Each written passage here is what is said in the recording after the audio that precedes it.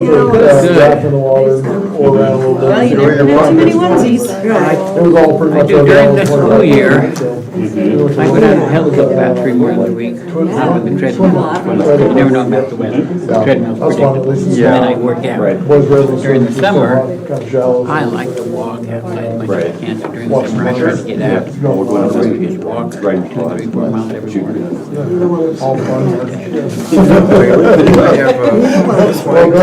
I make it myself. Yes. Yes. Your regiment begins much earlier, I bet.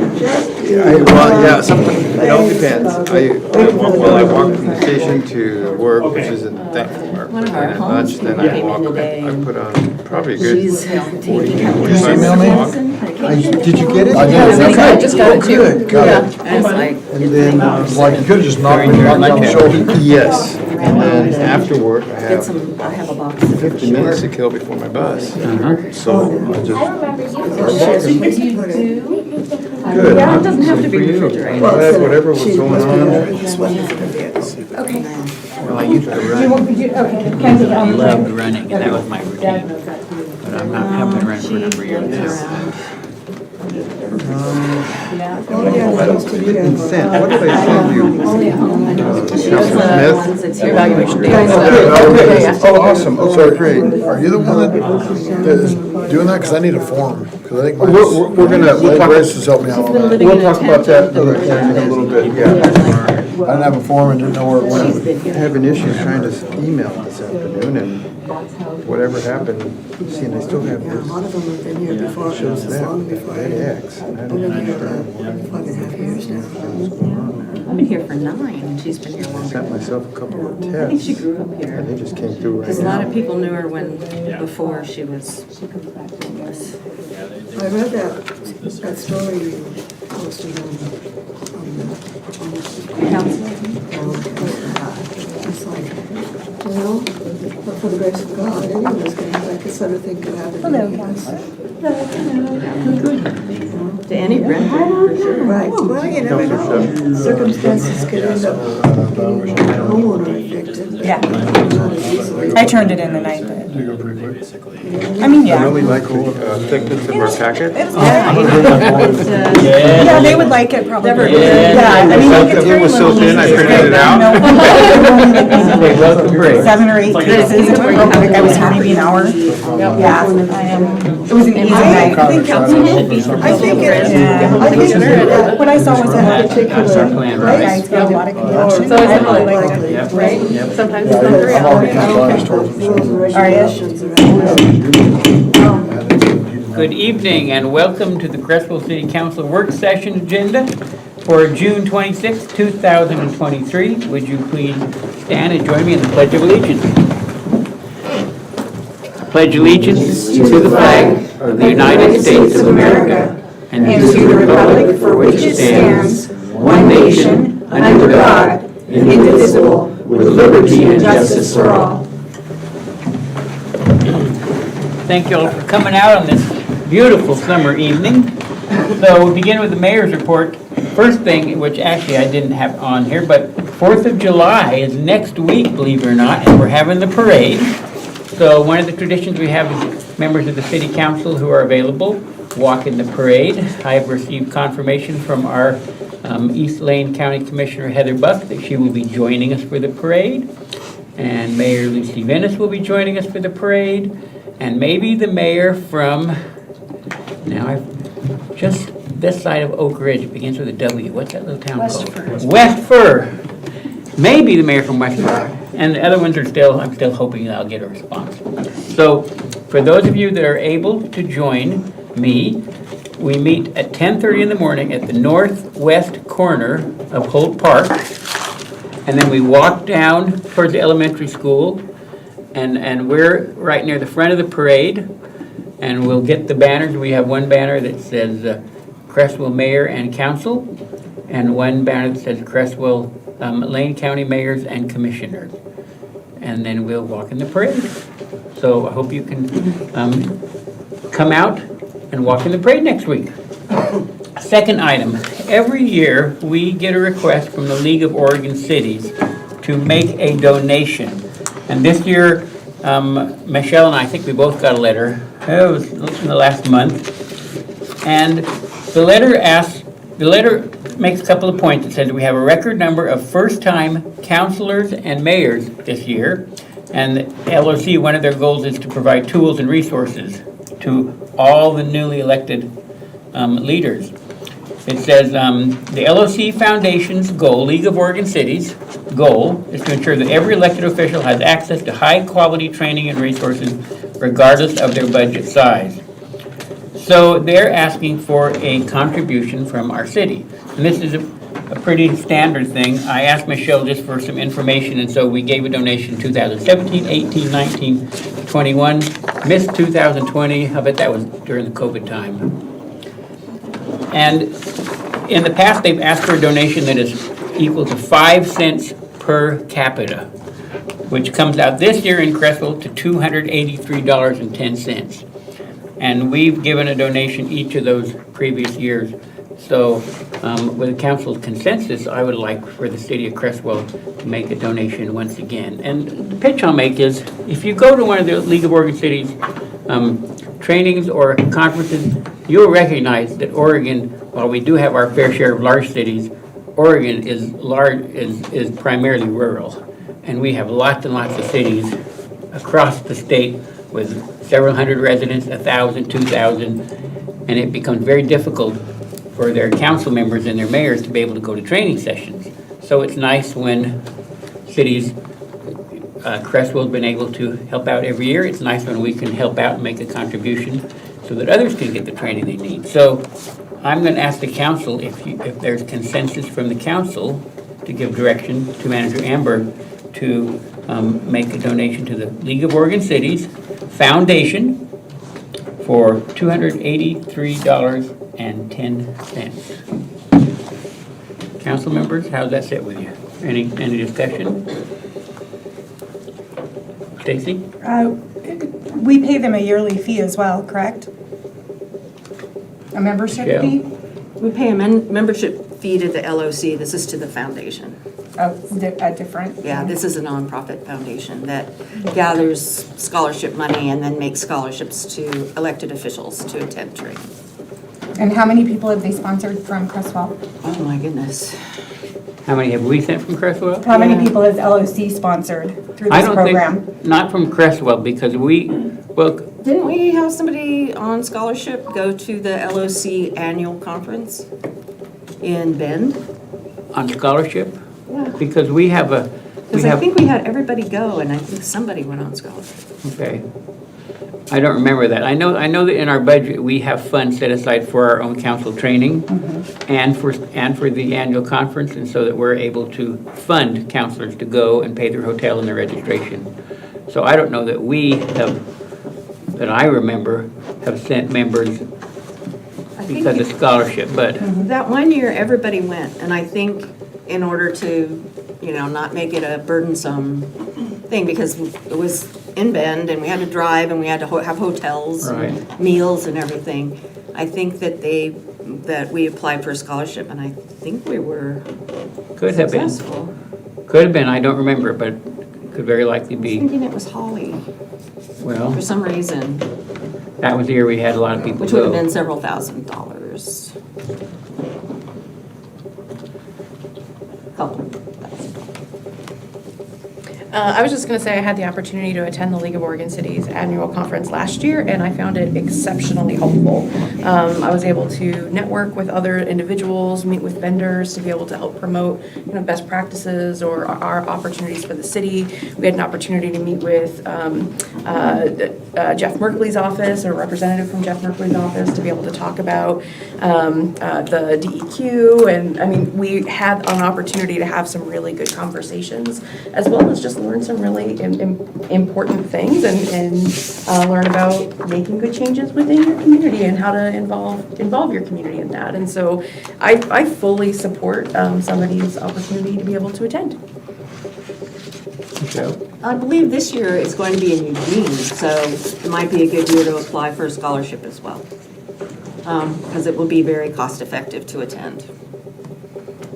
So do we need scholarship help our counselors? Because we have money in our funds to send. Always helps. We run out of training already. We ran out of training this year, so, Did we? yeah. Okay. So it would be, it always helps to find other sources of funding. Grace went to her training on a scholarship. I think Chelsea went on a scholarship. No, No, I had a lot of Angela. trainings, but. no. Angela went on a scholarship. And so we do apply for scholarships when we Okay. can. Well, thank you, that's helpful information. Any other thoughts, comments?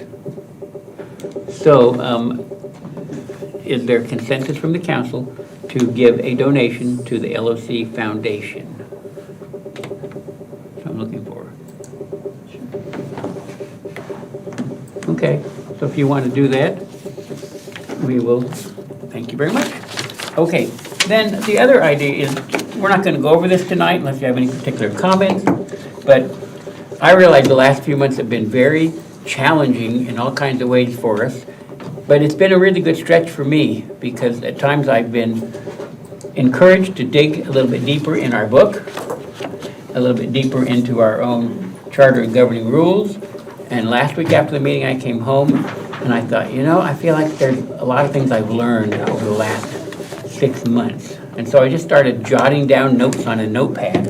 And before you know it, I was compiling this. So I just compiled this and just wanted to share it with you, and hoping that you'll take a chance to read it over. And maybe at times you'll say, oh yeah, I remember what led to that. And every year we receive training, and I've received training year after year. The last 6 months, I've learned some new things. And we all need to keep on learning, don't we, about how to be an effective counselor. So, okay. On to our committee reports. Administration and Finance Committee, is there a report tonight? Not so much as a report, but just a reminder that we do have our evaluation. So there are some important dates that I emailed everyone.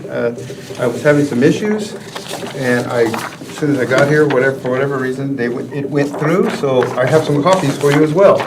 So they're so they're on your radar. These are coming up, and so hopefully everyone has kept their court dates and is on schedule. And as you see right there, the deadline for the municipal judge evaluation, the 13th is the last day to attend court. So if you missed it, you need to make it up. It's there if you need it. And other than that, that's all I have. Okay. Thank you, Alonzo. Public Safety Committee. We are doing really good, getting ready for National Night Out. Counselor Smith was able to get Brad Cartoons to participate this year. Fire Department is participating this year, so we're going to have some new things out in the park. And we're really lucky. Our sergeant is head of the command incident response. I'm on the crisis negotiations team. And I'm Crisis one of the team leaders. negotiations, that was so close. So we're going to have that vehicle as well as those that we've had in the past. So pretty excited. And our next meeting is the 20th. And the date for National Night Out for all of our... August 1. August 1, which is a Saturday. The Tuesday. Tuesday. And that's in the evening at Hope Park. Yes. Wonderful. Thank you, Tammy. Okay, Transportation and Public Works Committee. Yes, so we are going to meet on July 18th and 19th from 5:30 to 6:30 p.m., so it's 2 days in a row, to talk about or to set the priorities for like our wish list for upcoming transportation projects here in the city of Crestwell. So if there's any extra funding or anything else that might be available through Lane Act, or just a support, words of support that could come from Lane Act, we will have that in order. And then we will present on kind of our top priorities, our top wish list at the July work session.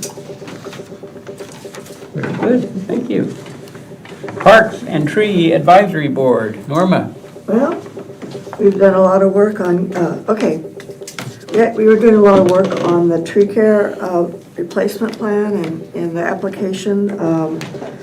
Curtis reviewed the changes to the municipal accord with the board, and it's mostly finalized. When it's ready, we'll be bringing it to the city council for approval. And we, of course, discussed how to enhance the parks, and still working on the projects that will probably actually start sometime in this next fiscal year, July to June this year, hopefully some of them. The bulletin board at Garden Lake Park, we're still working on that. The bird and bat houses, we've had an offer of a donation of one bird bat house, and we have Councilor Clark has family who is a bat expert and is willing to advise us on how to make them and where to put them and how to attract the bats and everything we need to make the bat houses a project to come through fruition.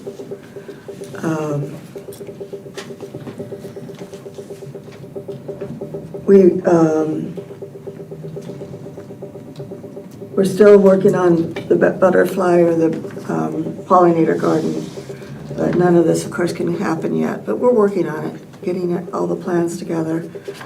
The signs, hopefully will be up by the end of the year. We'll see. Anyway, Bonnie Samuels, who's a member of our Park and Tree, attended a webinar on the ash borer and brought back some information. And Riley Newman is able to take reports and identify, if you bring an insect in, she can identify whether it's ash borer or whatever it is. And there's also another predator, tree predator is what I call them. But anyway, the Oregon ash trees are no, oak borer is the other one, that's Mediterranean oak borer that's attacking our trees in Oregon.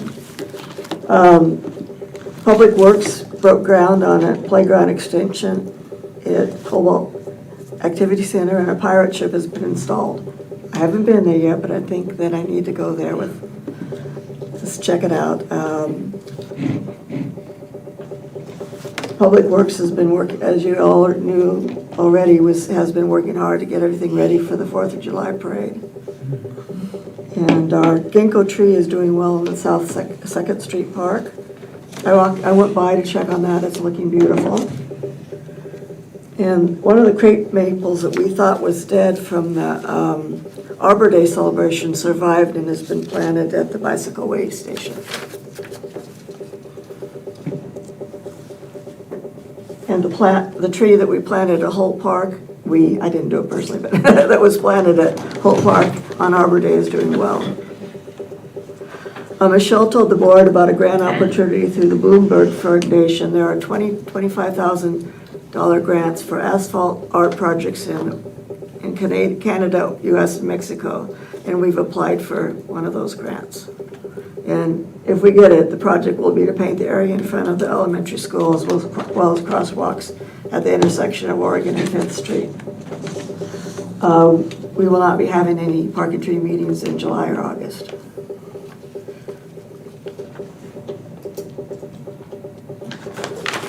All right, thank you, very good. Airport Commission. First of all, I'll say that the pirate ship is very cool. Seen it, my girls love it. And I have no report for the Airport Commission until after our next quarterly meeting, which is July. Thank you. Okay, LCOG. I have no report. They had a meeting last week. I skimmed through the minutes, but I didn't attend. Lane Act report. So I was only able to attend half of it because I was observing the judge. And so I needed to step away from the meeting. But Curtis, our city planner, continued and was a presence for Crestwell at Lane Act.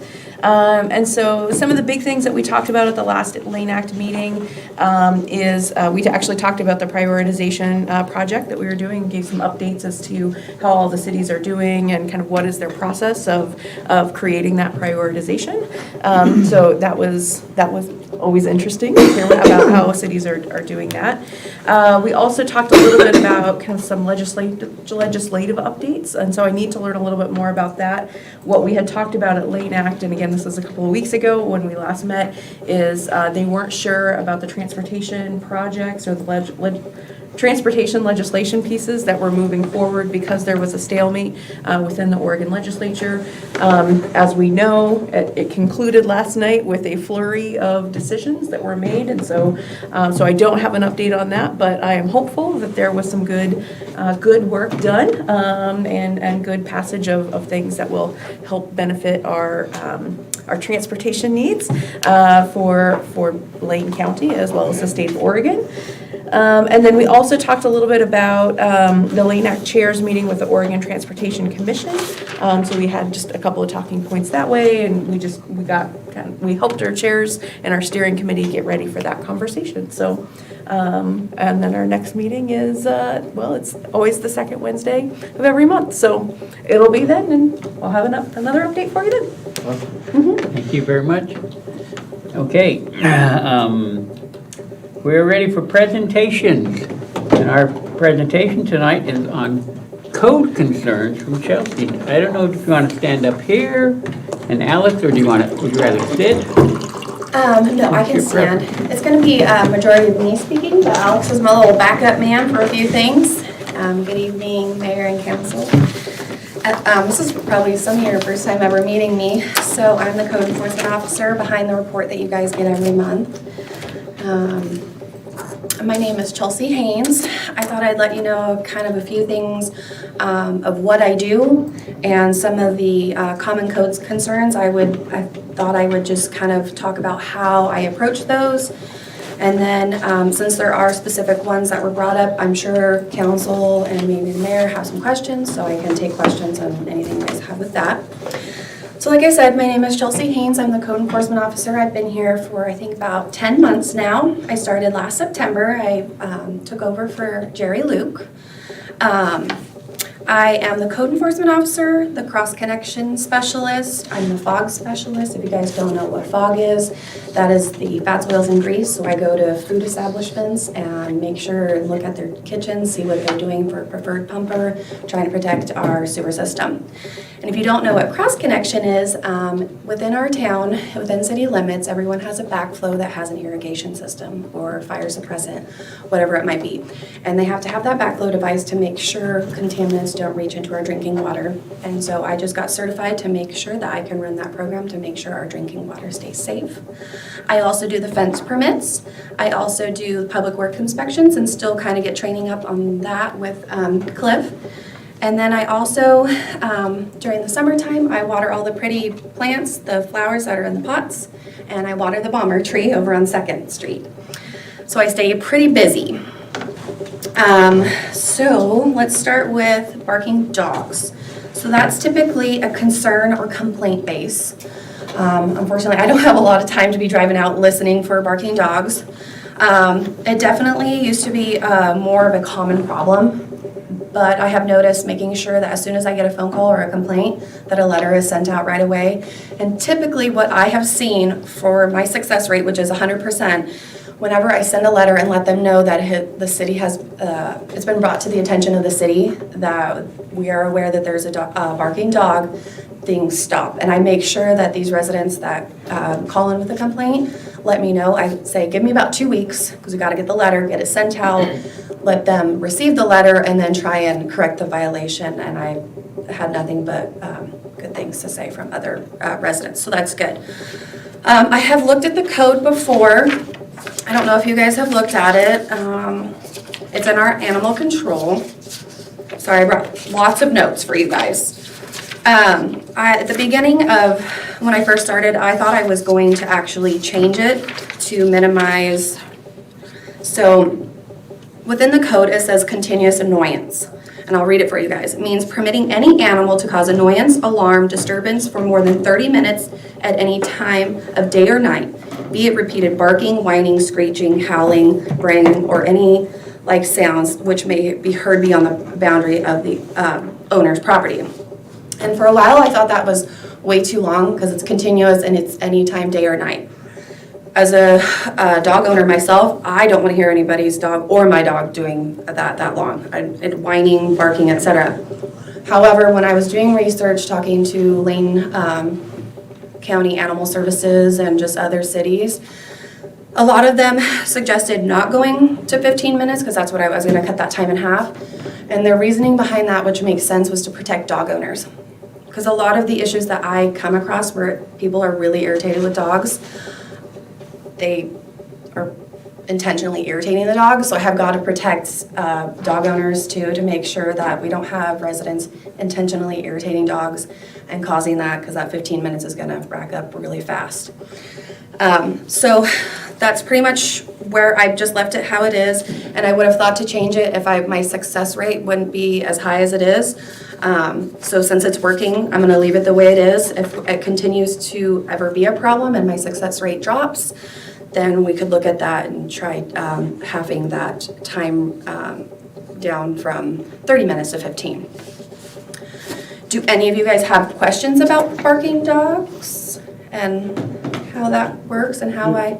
Just one, the follow-up, so are you following up or the complainers are following up? It's really hard for me to follow up because I can't be out at property for a really long time to see if a dog is barking. So when that concern comes in, I let them know, okay, no problem, I will send that letter out to that resident because I've got to have a house to know where to send that letter to.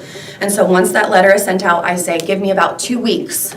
So that way I have time to get the letter out, get it sent out, let's say anywhere from 1 to 3 days, depending on mail and the calendar. And then I need also time for them to check the mail, because not everyone checks their mail every day, and then for them to correct the issue, to see if there's been change for that resident that called in with a concern. And I just let them know, please let me know whether it's gotten better or worse, and they always call me, and I've always been told it's gotten better. So they're following up? Correct, because it's really hard for me to go out and check that. Okay, So, thank you. yeah, you're welcome.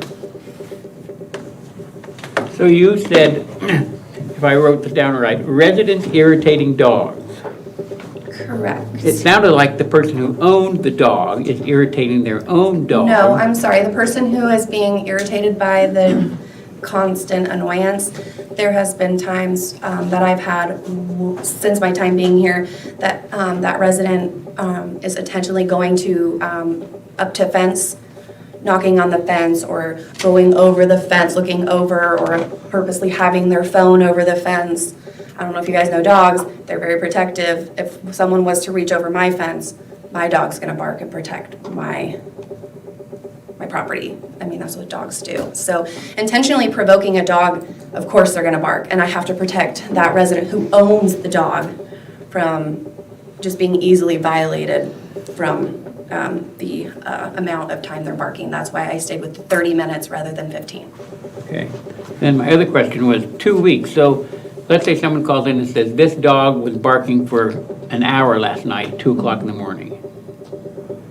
And then they contact you the next day, and you say, I'll send a letter, give me 2 weeks, and then it happens the next night. And then it happens the next night, and the next night. Because 2 weeks won't satisfy anyone who says, for whatever reason, this dog next door is now barking every night in the middle of the night for 30 minutes, waking me up. And I can't wait 2 weeks for a letter to go out. Something's got to be done.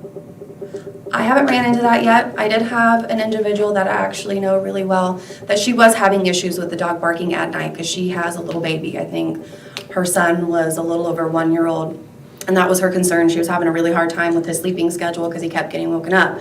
I managed the letter. Usually it doesn't take 2 weeks. However, I just give that time frame to be, I guess, nice for that resident to correct the issue.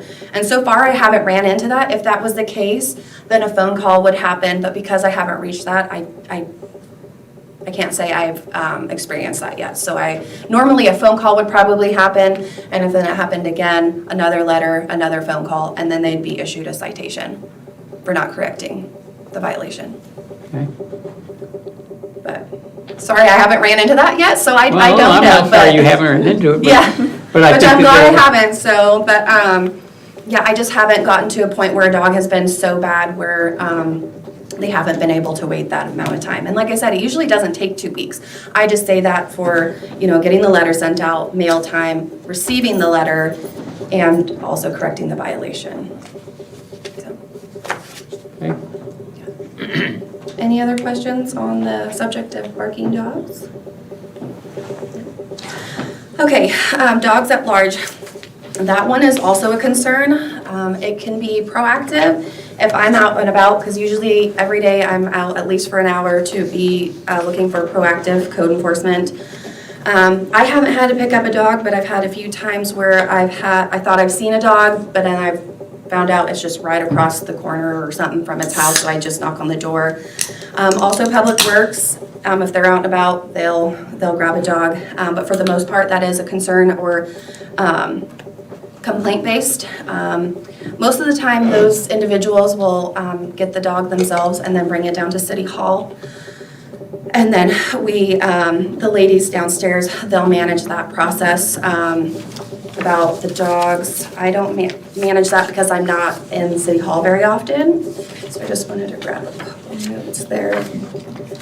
So that's Heather and Caitlin that handle the whole process of getting a dog in.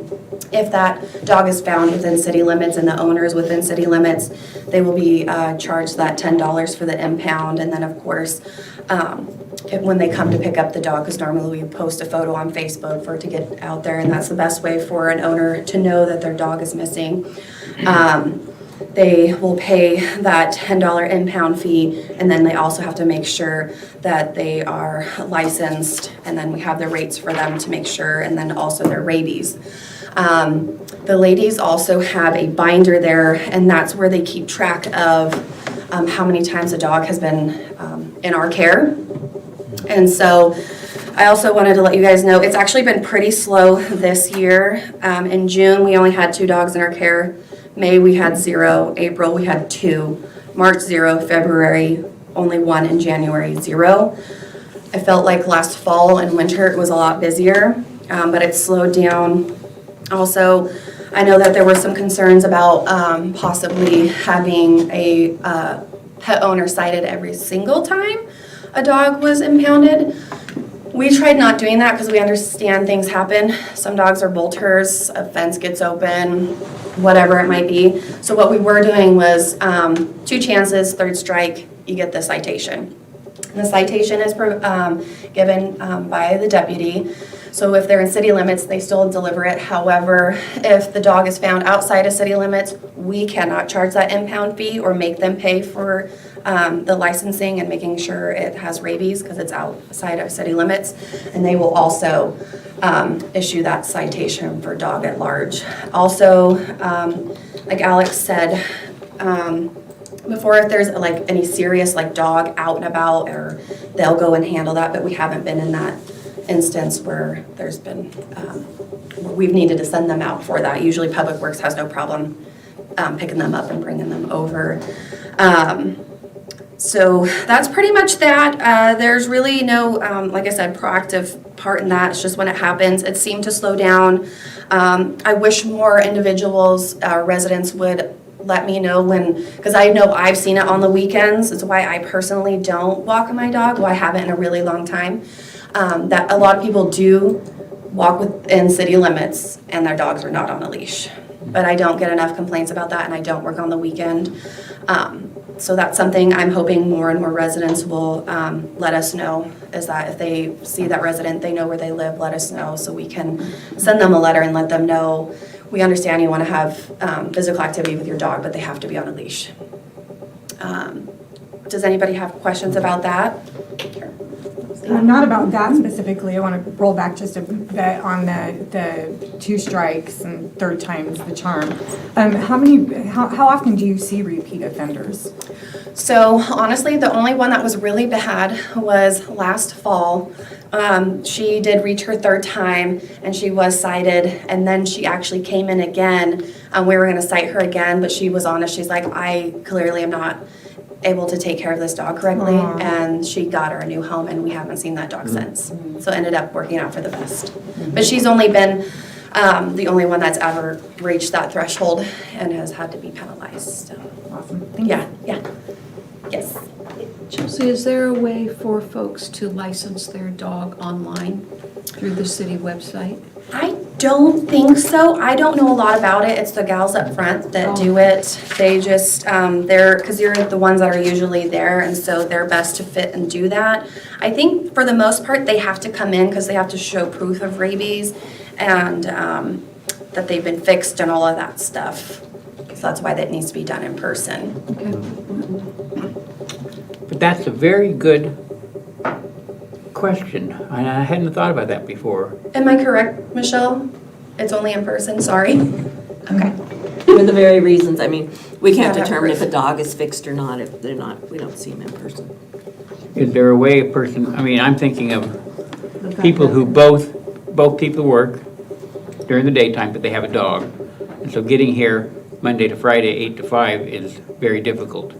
But if they could even download it, if it was something they could download, fill out, and then somehow figure a time to come in or get somebody else to bring their dog in or something.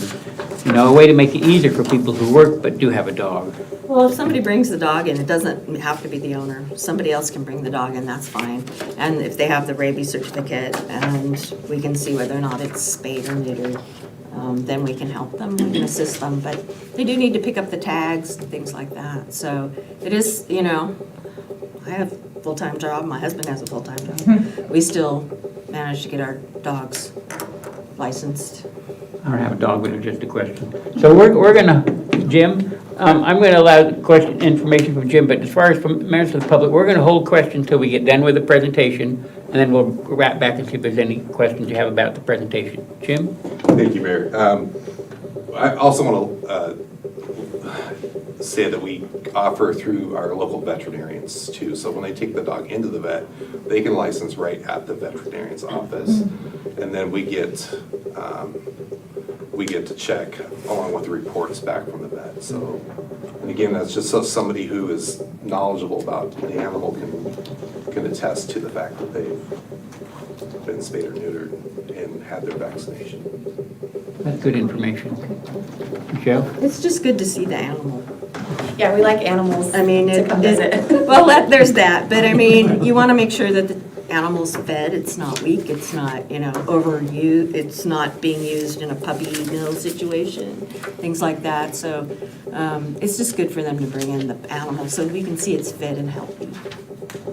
Okay.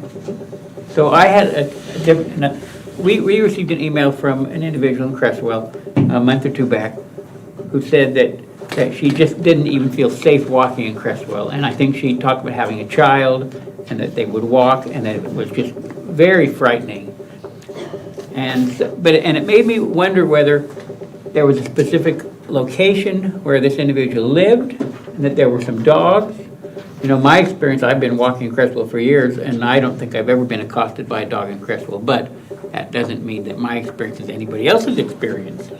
So I wondered, in a situation like that, whether, and I don't remember if we did, whether we should shuffle that individual off to you and make another contact and find out is there a specific location where they live and that there's just a continual problem with loose dogs. Sure, I was gonna say, I didn't receive an email about that, but yes, it would be great for you to send them my way, so that way I could investigate that situation. Because I don't know if it was a dog at large, or if it was just like a really aggressive dog, or dogs on her path, you know, that are running up to the fence. Yeah, I'd have to dig and figure out what she's experiencing. I can speak to that specific incident that you're referring to, Okay. because I received that email as well. So it was a situation where we had two neighbors. One neighbor has a big dog, one neighbor has a little dog. And the big dog got out, ran over to the little dog. There was no dog fight. But it was enough where the woman felt scared enough that she called us. We came out, warned the owner of the big dog, gave him his warning on dog at large, vicious behavior, basically, and the issue was resolved from that point, as far as we know. There has been no follow-up to that because it seemed to be effective. Okay, good. So the question, just out of pure naivety, I don't own dogs, do they have to be leashed in their owner's backyard or no? Not in their backyard. If I they're didn't on think their so. property, as soon as they leave their property, they need to be Okay. leashed. Because some dogs are well trained and they can lay down in the yard while their owner's washing the car or whatever. That's a really good dog. I would never even trust my dogs. But yes, as soon as they leave their property, they need to be on a leash. Yes. I know we had a situation out on 6th Street where they have, I think, they have pit bulls. There's a pit bull out there, but it's in the county. There's lots of pockets, so Yeah. that's another. So how do you approach that? So we, in addition to the Crestwell code, there's the lane code, Right. which covers anywhere that's out, anywhere in the county, really. Right. And so if it falls under the dog at large ordinance for lane code, we can still enforce the lane code. It just won't go through the municipal court. And It do would go you, through the circuit court. you pick it up and take it out to Green Hill or? Depending on the situation, if it's a situation where the dog needs to be seized, we can either do that. Generally, we allow animal services to do that because they're better equipped to handle that. However, in a situation where a dog does need to be impounded for some reason, we would take that animal to Green Hill Okay, thank you. if it's outside city limits. I was gonna actually ask almost the very same question that Mayor did, but since it was asked and answered, then I have another question, which is, so we're talking a lot about dogs, but is there also an expectation that cats are kind of running about and going through yards? Just because I know that we have several cats who All travel over town? through. Yeah, all over Mhm. town. Yeah. Yeah, so unfortunately, it is really hard. That was one of my missions, when I first got here, that I wanted to change that, because I am a Crestwell resident as well, and we have a lot of cat issues, and I don't like it. I did a lot of research, and it is almost impossible to put any codes on cats. I really wanted to limit the amount of cats just like we have dogs. I did so much research with Lane County Animal Services, and unfortunately, it's almost impossible to prove who owns what cat, because there's lots of strays, there's ferals, they're everywhere. Someone could say, oh, that's not my cat, because it's not like a dog where you need to have it licensed and everything like that. And then licensing cats would be a disaster because they're just everywhere. And unfortunately, if animal owners aren't responsible, we all know cats breed like rats, and they are just so hard to contain. Also, if I'm gonna have a code trying to contain them, I have to have a resource of where they can go, and there's no resources for cats. It's totally overrun. They have no resources for them, and I would have loved to have changed that. I know I mentioned it with Michelle before, but after doing research, it's just nearly impossible. And if I'm gonna enforce something, I need a place to know where these cats can go, and there's unfortunately nowhere for them to go. Because I wanted it to be an option to do safe trapping for the people who are having them on their property. But there's nowhere for them to go, unfortunately, so. And a lot of other jurisdictions are in the same way, and actually, within Lane County, they are considered free roaming animals. Yeah. I did a lot of research on it, I wanted to change that, and, but yeah, and that's why a lot of jurisdictions within Lane County don't have any codes, and specifically since Lane County considers them free roaming animals. Any other questions about that topic? No? I have one. We're gonna hold the question till we get done with the presentation, Oh, and we'll wrap around, so just hold your questions and we'll come back. Okay, next on the list is basketball hoops.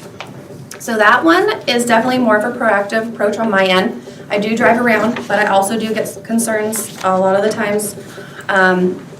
Neighbors know the rules, and if they don't like basketball hoops, they let me know. They are not allowed to be anywhere in the right-of-way. And I know there was some confusion about that, but I also wanted to read this per our code, what the right-of-way in the city of Crestwell is. Right-of-way means the area between the boundary line of a street or public easement.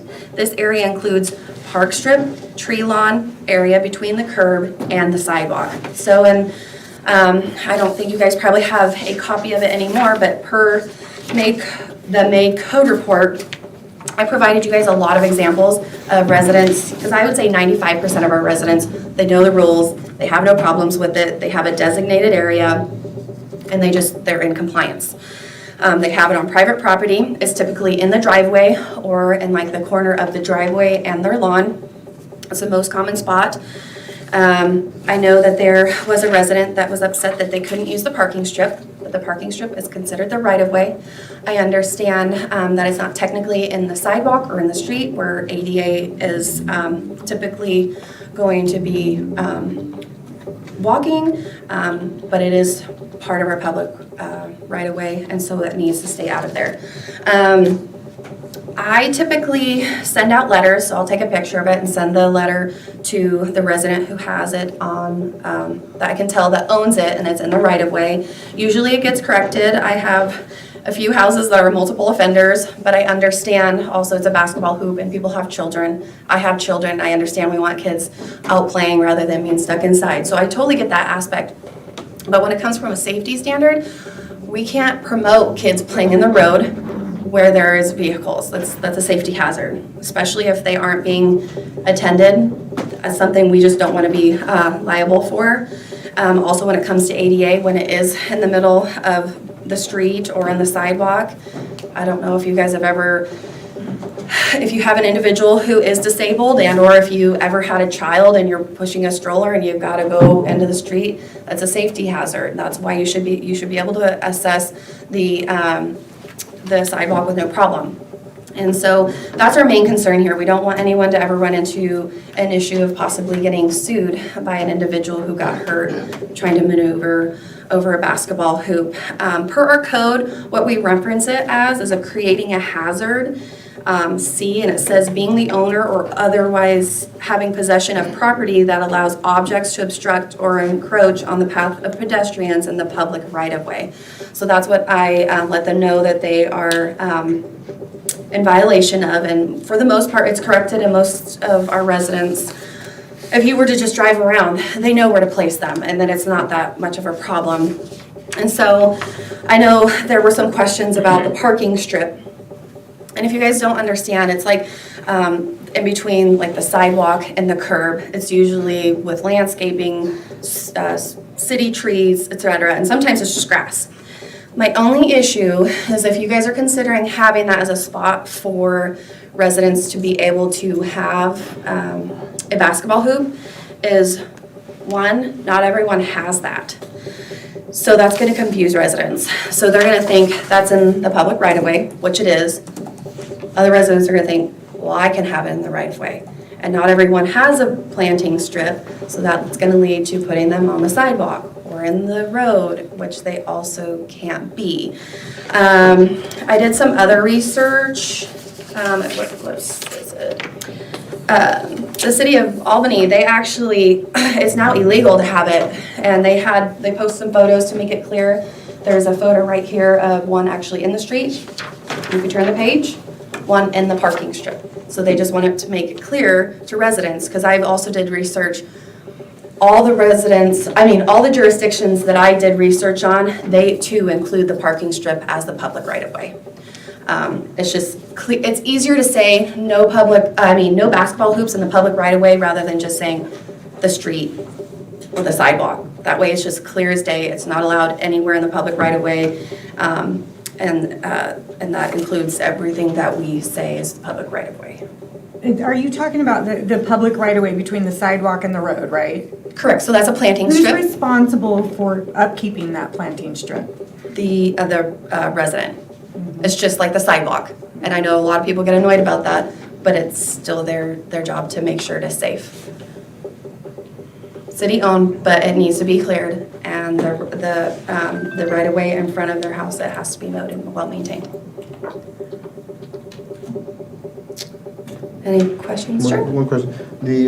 I think the incident that the particular gentleman that complained about, and it was in the parking strip, Yep, and it's still there. I'm waiting for you guys to. Okay, because I think you said that for the most part, it's been resolved. I'm talking about other residents. Oh, For the most other, part, okay. 95% of individuals in this town or residents in this town know the rules. Okay. And they just have a permanent spot and it's left there. Gotcha. For that resident, his permanent spot is the planting strip. Unfortunately, there might have been miscommunication. He was told from the previous code enforcement officer that it could be there. Unfortunately, that code officer didn't know the rules exactly, and it's not supposed to be there. I understand his point that it's not in the sidewalk, so it's not in the way of pedestrians, and it's not in the road, so it's not in the road, in the way of vehicles, but it's still the public right of way. I'm following my job and the code to let him know that's not correct. That's why I'm saying, if you guys decide to change that rule, that's fine, but there's gonna be a lot of confusion, and also most residents in this town do not have a parking strip. That's not an option. They still are gonna have to keep it on public property. Or private property, I apologize. And I think that it is important to keep in mind that us allowing children to play in the road, we may have some liability on that. So it's important that we maintain the roadway without allowing certain, certain exclusions that would place children in harm. We're trying to protect all the children in all the city, and we want something uniform and not piece by piece. Correct, and that's why changing that would make that a little confusing. But if a person has it on their property, say in their driveway, or just beyond the sidewalk, and so the children are still playing in the road, because the basketball hoop hangs out their ways, and they're still gonna play in the road, the device is now in a correct place, but they're playing where we would rather not have them, but they're gonna play there anyway. I mean, children have been playing in roads forever and ever and ever. But us giving permission Right. increases liability. So by the fact that So we want a uniform application so that everyone is on the same playing field. So our code isn't no children playing in the streets. Our code is this basketball hoop cannot be in a public right of way. That's correct. Well, nothing should be limiting or in the street regardless of what it is, whether it's a body or it's a piece of garbage or it's your, we don't encourage things being in the street, and we certainly don't want to create a precedent of saying it's safe for children to be in the street. So, question I had, and then maybe this was answered, I had the impression that the individual who had contacted us was talking about an easement between two houses. He's using the incorrect language. He thinks it's an easement, it's the public right of way. So we're talking about what's out up against the street and the planting strip, not a piece of blacktop in between two houses. Correct. I don't know if Okay. you can see these images, but these are examples of what a parking Yes, strip, planting strip is. And that is where it is located. I had the wrong idea of what he Okay. talked about. And unfortunately, as he was well. using incorrect language. He kept calling it an easement. It's not an easement. Per our code, that even specifically says the parking planting strip is also included in the public right of way. Okay. So, Is one basically for traffic for walking and ADA compliance, and an easement is for the city to use if we need for utilities? I mean, is that the best way to clear it up? You got utilities and you got. correct. That's why it's part of the public right of way, It's so that we pretty have simple, so- access to that, because we don't want anything in there, so that if our public works gentlemen do need to get in there, and there's a basketball hoop there, So maybe we can clean it up of an easement is for the city to use utility wise, and a right of way is for people to walk and transport themselves. I mean, sure, but you still want that cleared. yeah. And also, I would honestly say if you drove around, 80%, if not more, don't have a parking strip. They don't have that. They just have, some of the residents don't even have a sidewalk. So I just think allowing that would, it just doesn't make a lot of sense. If everything was uniform in this town and everyone had a parking strip, sure, I could understand maybe, but not everyone has one. The majority of people don't have one in this town. Yes. We have a lot of things where not everybody has this or that. I think that as adults, we just deal with that through life. One example would be the fence right up against the sidewalk here on the street over here, you know.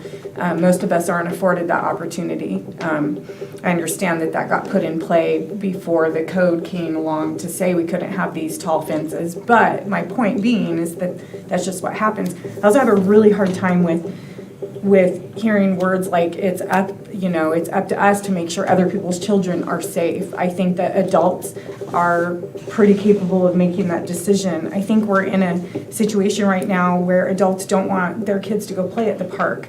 So they're looking for other ways to keep their kids active outside, you know, because parks are not necessarily the safest places to be these days. And so I'd really like to think of some way that we could have some sort of reasonable time, place, and manner of these kids in these neighborhoods being able to use these. I'm not saying that I have a solution or even a good answer to the problem. I think it's something that I would like us to at least think about and try to consider. Joe? Yeah, please don't hear that I'm saying adults need to be keeping an eye out on other people's children. You're What speaking I'm on the saying, liability. yeah, I'm saying Yeah. we don't want to say that it's safe for children to play in the street. And if we don't maintain our code, then we could be liable for that.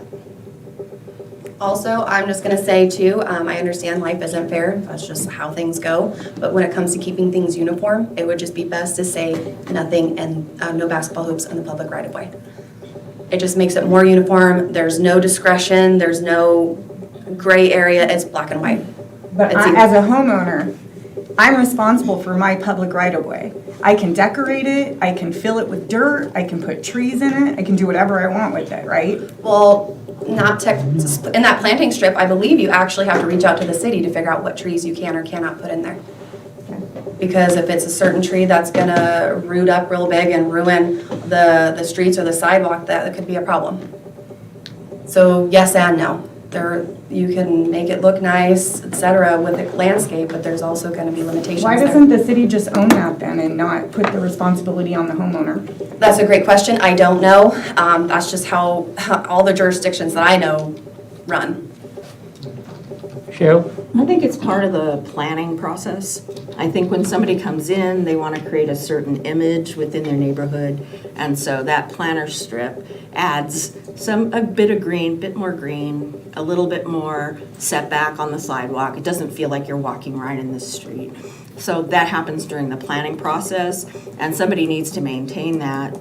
And it is the homeowner's responsibility to maintain the right-of-way, whether it has grass in it or concrete in it. And so I think that's how it happens. Right, and so it happens like that, but then we can turn around and tell them, sorry, you get to maintain it, you're responsible financially for that, but you can't put your basketball hoop there. Do you see where I'm coming from? I mean, I get everything you're saying, I do, I totally understand, and I don't see an easy solution. I don't understand anyway, I'll let it go. Okay. So I think that Nick had a good point too about that maybe there needs to be some clarification of the language in the code. There's not very many easements, as I think of them, around Crestwell.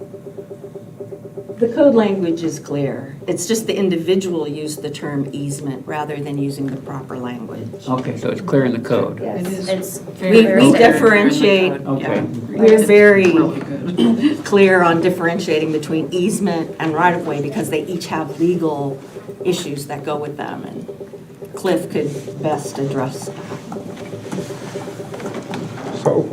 that. Shelley? And then Alonso? I was actually going to ask a question based off of a statement that Councilor Holt just made around kind of unsafeness of parks. And so I'm wondering if you might be able to speak a little bit about any crime or anything that may have been happening? Or is it more unsafe to be at a park than? Well, there's incidents that happen everywhere, and anywhere that somebody congregates is going to generate more incidents, whether that's a shopping mall, a park, anywhere. That being said, There are incidents that occur, you know, at our city parks, especially between the kids when they get out of school. That's most commonly where we run into those issues is you get maybe older kids bullying younger kids or et cetera. I can't think of any specific issues. I'd like to say that Public Works and the Sheriff's Office does a pretty good job of keeping those parks cleared out from the people who are kind of there for no good reason. Just by having a good presence there, and moving people out of there that really shouldn't be there, you know, other than to cause trouble. I can't think of any major incidents, but your typical, what you probably experienced as a kid at a park. Alonzo? Just to clarify, Chelsea, so do you have a recommendation that you would like to see changed in the code? I think it should stay the way it is. Okay. I just think if it's changed, there's a gray area there that I will run into. Also, I know there's a lot of residents in town that will be very upset. Because I almost don't even have to be as proactive because residents will let me know when a basketball hoop is out. Okay. Good enough. They would be very, if it was something you wanted to change, there would be a lot of people who come here and tell you they would not like that change. Gotcha. Thank you. You're welcome.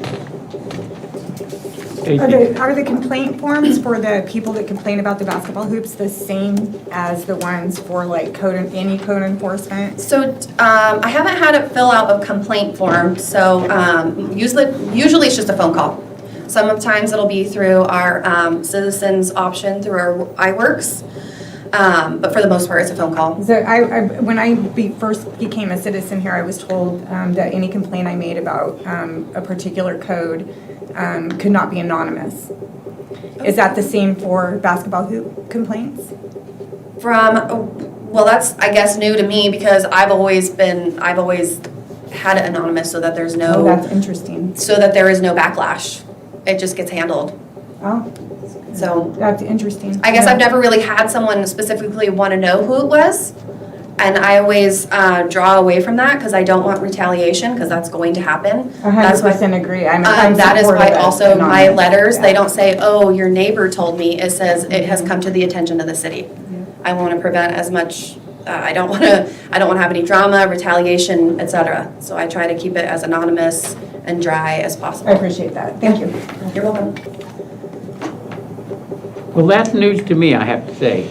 I'd always understood that our complaints were complaint-driven. I mean, our codes were enforced complaint-driven primarily. And that it was a complaint process of going online or coming in and getting a complaint form and filling it out.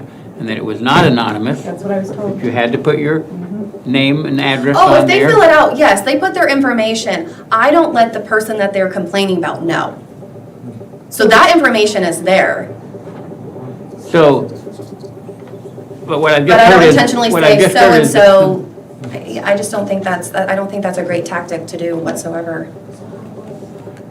Michelle? But we do encourage people, in fact, it should be for us to track it, that when people have a complaint, it goes to the iWorks system so that we have a record of it.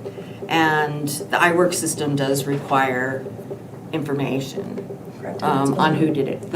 I think what Chelsea is saying is that she doesn't release that information to the person who the complaint is against. But a person can also just pick up the phone, call you, not identify who they are, and say there's a basketball hoop out on North 5th Street, It shouldn't. and then they never identify who they are, and you say, okay, I'll go chase it down. Well, they'll know, I end up knowing who they are, and I guess this is something I didn't know, because this is It needs how. to go through iWorks. Okay, well, that's not something that was brought to my attention, and it's not something that Jerry told me throughout this learning process. Okay, well, I guess that's a foul on my part, but then a lot of people are gonna have to start doing the citizens report, because a lot of the complaints I get are probably 75% phone call. We help people fill those out too. You can, if somebody phone calls you, you can fill it out online, but we need to have the data in the machine. So the data is there when I go to create the letter. Right. So when I go to, so instead of a citizen report, when that call comes in, I provide that information into iWorks. I have to do all of that to even create a letter. You should. Yes, so that, it is tracked that way, I guess it's not through citizens' request. So there's a difference there. So if it is concern, it's done through the citizen's request on iWork. If it is something that for a phone call, email, or anything like that, I then put their information into iWork, track it that way, and then a letter is created. Thank you. Yes. Okay, we have a staff input and then Stacy. Just when we were revamping the code, when I was code enforcement officer, we purposely put in, they could be anonymous, but they get rated, the priority is less if it was anonymous. And I think towards the end at our final review, if they didn't put their name and number in, they were not taken care of. Because you need to be able to have and go ask additional questions or try and get the resolved. And they also need to know, just like dog bites, that if you do put in a complaint, anybody could ask for freedom of information and find out who the complainant is. You just answered my question. Because anything that we have is public, is available to the public. So there is no anonymous. So when we spent those many months redoing the code, we did that for a reason. And I just want to verify, if someone asks, I let them know. It's just due to letters, I just say it has come to the attention of the city. I just keep it simple that way, for retaliation purposes. Correct, but to her point, anybody could ask for a FOIA on that information, so. Correct, and no one's been denied that. I've never Yeah, had yeah, someone no, ask. no, I'm not attacking or saying that you were. I'm just trying to get an understanding of the process, because when I first moved here, I tried to file a complaint. I was told I could not do it anonymously, so I didn't file it. That's what our website says, anonymous requests will not be considered. Your request will become public record. However, we do not share contact information. So any more questions regarding So basketball? that information could be redacted. Okay.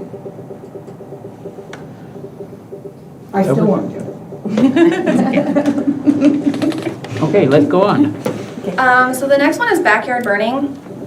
I really don't enforce much anything that. I'm just kind of a middle contact there. Our code references LRAPA. So I'm just a main contact that people can reach out to get contact information to see if they are allowed to burn. And or I also have a contact number for individuals. Once it gets dry enough, we usually have limitations on when people can and cannot mow. And they can come in and I'll give them, I have hundreds of the slips ready and I can just hand it out.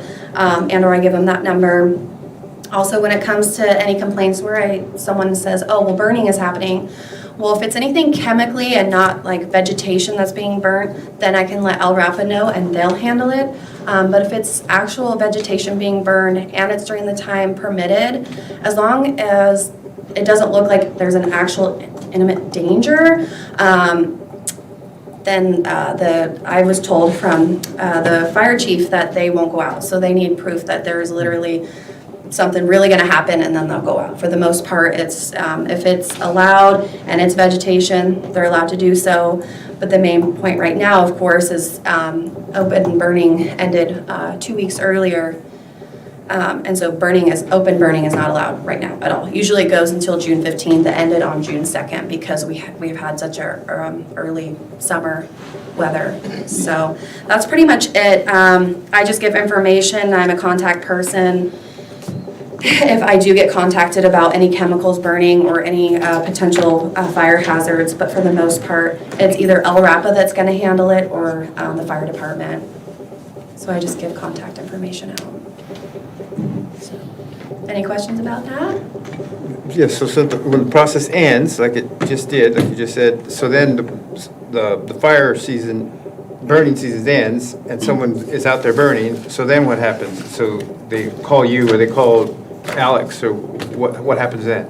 And then I let them know that I will reach out or they need to reach out to, depending on so if they're smelling chemicals being burnt, then LRAPA needs to know because that's what they handle. Any actual chemicals being burned, something that's going to affect the health. Now when it comes to an actual fire hazard, like it looks like someone's open burning and there's a tree and it looks like it's just going to spread, then that's our fire department. And so I let them know. I will contact or you can contact them, and those are who actually need to be contacted so those can be resolved. Thank you. Yeah. So define open burning. Does that mean there's just a space in somebody's backyard and they accumulated a bunch of debris? That also includes And they- burn barrels. From what I've been told, it also can, it can mean even fire pits. And then what you're allowed to have is like a gas fire pit, which is safe. But for the most part, yes, open burning is usually a patch of vegetation that needs to be burnt, instead of you wanting to go dump it at a dump site or recycling. Whether it's in a pit or a barrel or whatever, Correct. setting it on fire. And so there's a season for that, and the season is over. Correct, and I can let you know what the seasons are. They're generally ran from March 1st to June 15th, so that's kind of like the wet springy time where we know everyone's kind of cleaning up their yards after winter. And then we go into a cooler part in time of fall, where I know people also do some landscaping, we got leaves and everything, and that's typically through the month of October where that's allowed.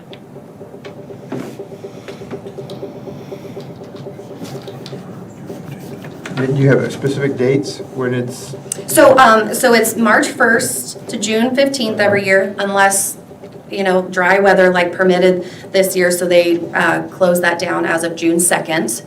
And then October 1st through October 31st for like the fall burning, it's that full month, yeah. And the Oregon Department of Forestry basically holds the veto on all that to say, no, we're shutting down burning right now, no matter when. So they hold that power, as well as, I think the state fire marshal as well, can both come in and say it's too dangerous to burn. And that's who all voted on to end it at June 2nd. We've had a concern from folks on Emerald Valley area about a kind of a ditch area that runs all through some of the houses and burning. There's lots of vegetation in there, burning in there. So what's our code about that, and how do we enforce it? I follow their guidelines. I've already had Lori Eckelberg reach out to me about concerning this. I've reached out to El Rapa just to verify they are not gonna get involved unless there's chemicals or non-vegetation being burnt. And I've reached out to the fire chief, Danny Soulsby, because he's been contacted too. If it is in burning season, there's nothing they can do. If it is allowed, and there isn't immediate danger where it looks like something's gonna get caught on fire, and he's been called to it, it is allowed. But if they're burning when it's not burning, when it's shut down for burning season, then the fire department will go out. Most of the year isn't burning season. I mean, Correct. now until 1st of October. So yeah, if someone was to burn right now, the fire department will go out there. But typically when that happens, those residents know when the burning season and it's allowed. I've already ran into that instance. Okay. Any other council questions about the burning? Okay, do you have any other reports for us tonight? Nope, those are the 4 topics. It looks like you guys mainly wanted to talk about the common code concerns. I'd be more than happy to talk about any other ones if you guys wanted to. Well, I know think- it's noxious vegetation season, so I wasn't sure if you guys had questions for me about that. Because you guys are gonna get a lot in the code report. I think we had some questions from members of our public, so William, you're first. Bill Kent, I live over on Cloverdale, and there's this huge field out there that for years people have gone out and thrown a ball for their dog. I haven't seen them lately, so I don't know if we've started enforcing a code against it, but it's also private land. Does that affect it? If it's private land? Are you talking about it for it being mowed? No, just taking your dog out and throwing a ball. Depending where it's at, it might be out of city limits, so I can't enforce anything. No, it No, actually it's is city limits. The Dennis property over by the Dairy Queen, Oh, that okay. big field by Weimar. Okay, unless I see it too, it's hard for me to I mean, enforce would that anything. currently be illegal? So are you asking for like the purposes of like a dog at large? Yeah. Okay, so if it's private property and the owner of that property says, yes, this dog can be off leash, they're allowed to do that. If I Kind of can, absentee owner, If I- that property, so. and if that's the case and the dog comes off that property, then we address that as a dog at large. Okay. But if you invited me over to your place and said, hey, bring your dogs out, you can throw the ball, right? I could do that Okay. until my dog runs off on someone else's property into the street, and I now no longer have that consent piece. Okay, so we then don't have a dog park within the city limits. I know a lot of cities I was in, they had a dog park, and everybody take their dog off the leash, and they'd all just kind of run around and sniff each other. We don't have anything like that. No, we do not. Okay. That's correct. We have a little park up First Street, on First and Cobalt, that people call the dog park. It's not an off-leash dog park. So my neighbors actually I live in that neighborhood, they make fun of me for keeping my dog on leash, but I know they're over here, so. They're like, you can take him off the leash. No, I can't, it's city. It's not enclosed. Yeah. We probably need to put a sign Official up dog. there. There's a lot of spots over by the high school, the Crest Lane, a lot of people think that's okay. Also the property next to the high school, there's kind of like a bark track. A lot of people think also their dogs can be loose on that. There are certain areas definitely where people don't have their dogs on leash. We do have, that is our property, so we probably should put a sign up that says dogs must be on a leash. Well, and the school district has multiple signs posted on all their access points. I was gonna say, the one by the school, I know for sure it says dogs must be unleashed at all times or something like that. So if they called you about a dog running around, you'd go as a dog at large. We certainly could, yes. I feel like that's more of a weekend thing typically, when people are off on the weekend and they go out. No, it's every morning. So, okay, we had another question in the back, I think. Would you tell us your name? Tell us your name. I'm Stephanie Lowell. It's not really a question, but I wrote the email about the dog at large that you were referring to, and I just wanted to tell you guys a little bit about what I've experienced as somebody who had a dog, 2 dogs for 15 years. He just recently passed, and like in May. And I walked him 2 to 3 times a day because, you know, exercise is good for him. He loved going outside. He was always on a leash. So I encounter probably 10 to 30 loose dogs a year. And I probably walk and run more than most people. I usually go for a run, walk the dogs 3 times, you know, so that's a lot of walking. And most of them are okay. You know, they leave me and my dog alone, or the owner calls them back, or sometimes they'll approach us, you know, they're friendly. But sometimes they'll come at us, you know, with the body language that they're not friendly. And I would get real scared for my dog. And, you know, there's been times I've been approached by 2 Great Danes, and I'm short, I'm 5'2", so picking him up doesn't really feel safe enough. So I honestly started walking with a little mini taser that I bought at Dollar General. And I don't really want to have to use it. I love dogs, but like if it, you know, I read about a dog attack from February 2022 where somebody, Pomeranian type dog, got attacked by a loose German Shepherd, and that really shook me because it could have been my dog. And I thought about what I could do to make sure that he was safe and make sure he's not going to get picked up and shook. So I feel like I have to like carry a weapon around town, which isn't really something I would like to feel. You know, I've actually been diagnosed with PTSD by my doctor because of this. Like, I can't take a dog on a walk without it being a problem. And I do watch my brother's puppy. He's a 6-month-old blue heeler. He's always on leash. I worry about his safety because I can't pick him up.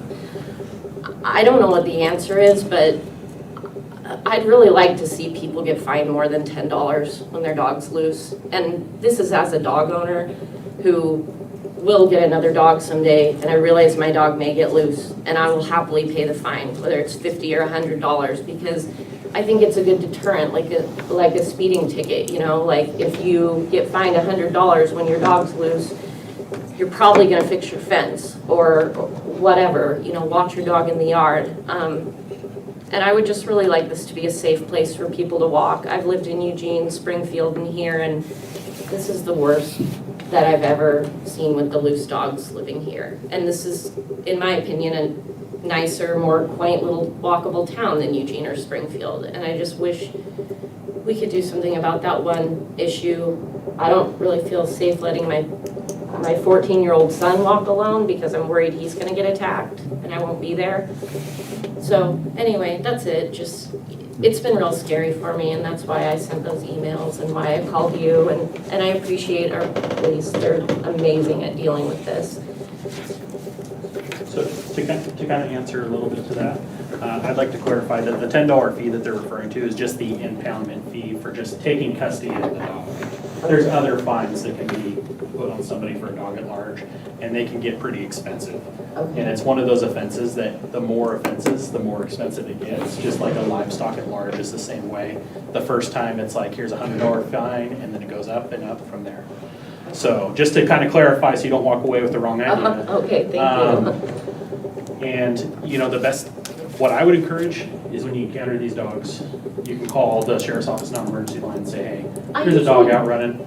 And even if it seems like not a big deal, I usually don't want to do that and get the police involved because it's scary for people, and the only times I ever have, honestly, are when the owner starts yelling at me because I pulled out the taser to scare the dog away. Usually I find the zapping noise, they run right in the other direction. I've never had to use it. I do not want to use it. I just, you know, they get upset because they heard the noise and then they start yelling at me, and that's when I call the police. but what I'm trying to get at here is if you call us and you say, hey, there's a dog at large here, you might be the only person that calls us, but if this dog gets out every day and we don't know about it, because I'm not in that neighborhood all the time, or my deputies aren't in that neighborhood all the time, you know, that could be the first time that we go out there and say, hey, you need to get your dog behind the fence. You can't let this dog out running. Especially if it's, you know, coming up to you aggressively, and we can give them that first warning.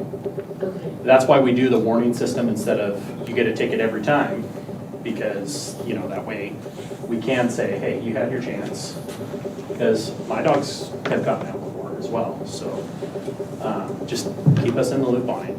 Okay. I'm happy to go out if I'm around. Thank you. And I was just gonna add to that, we need to know, otherwise we don't know what's going on. So I know it's uncomfortable to tell on people, but we've gotta know. Like I said, I try to be out as much as I can, but I really need to have people know when a dog is at large, or you're going on a walk and someone else is walking their dog and it's not on a leash. We have to know that information, because it sounds like it's a much worse issue than I know, but I don't know because no one's telling me.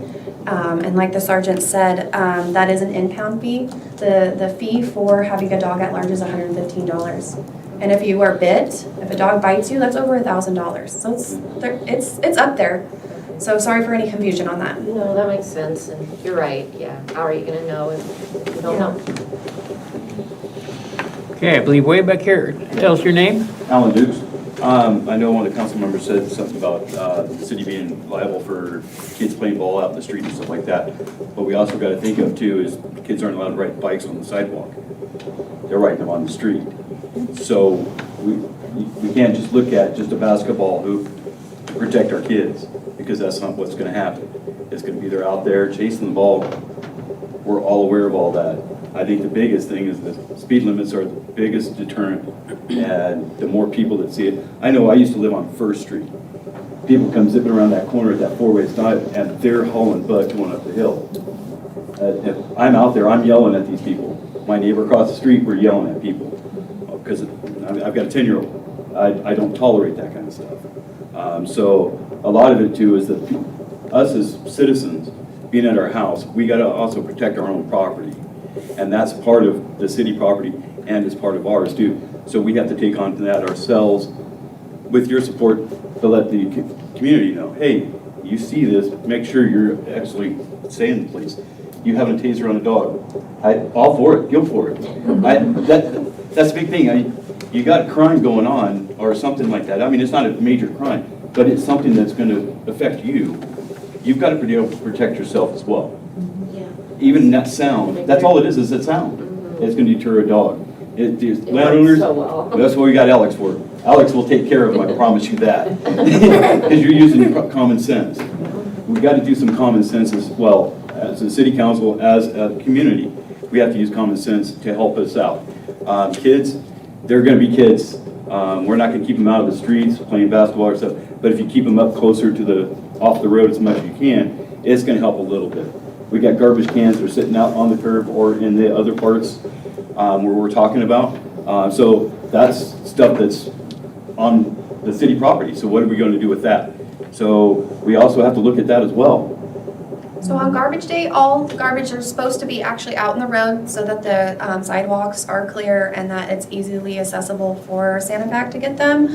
I haven't seen any since my time, but that's where I gotta have residents let me know. I'm only one person and I really need as many residents letting me know about things. Because for the most part, I do, because it is my job to make sure that that's correct, that they are not in the sidewalk and that they're easily accessible for Santa Pac in the road. And not only that, they were in the road, that's where you don't want the basketball hoops to be too, so. Well, correct, but it's just for that garbage day, and for what I see for the most part, most people pull it in by the end of the day when they come back from work. I haven't really seen that as Common sense a. people do. Correct, and like I said, if there's, and if you guys have a resident that's not doing that, please let me know. It's just really hard for me to be everywhere in this town every minute. So that's why I really do need citizens to let me know what's going on, Exactly. so. All right, thank you. Okay. Can I say something to Stephanie, right? Yes. I'm sorry that this has happened to you, I'm sorry you have had to go through this too, that sucks. I don't envy that for anybody, and I would agree with Alan, use that damn taser, it's not your fault, you protect your kid, protect yourself. And I'm sorry that you had to go through that stinks. Thank you. Stacy? Would you help me navigate to the city code? Sure.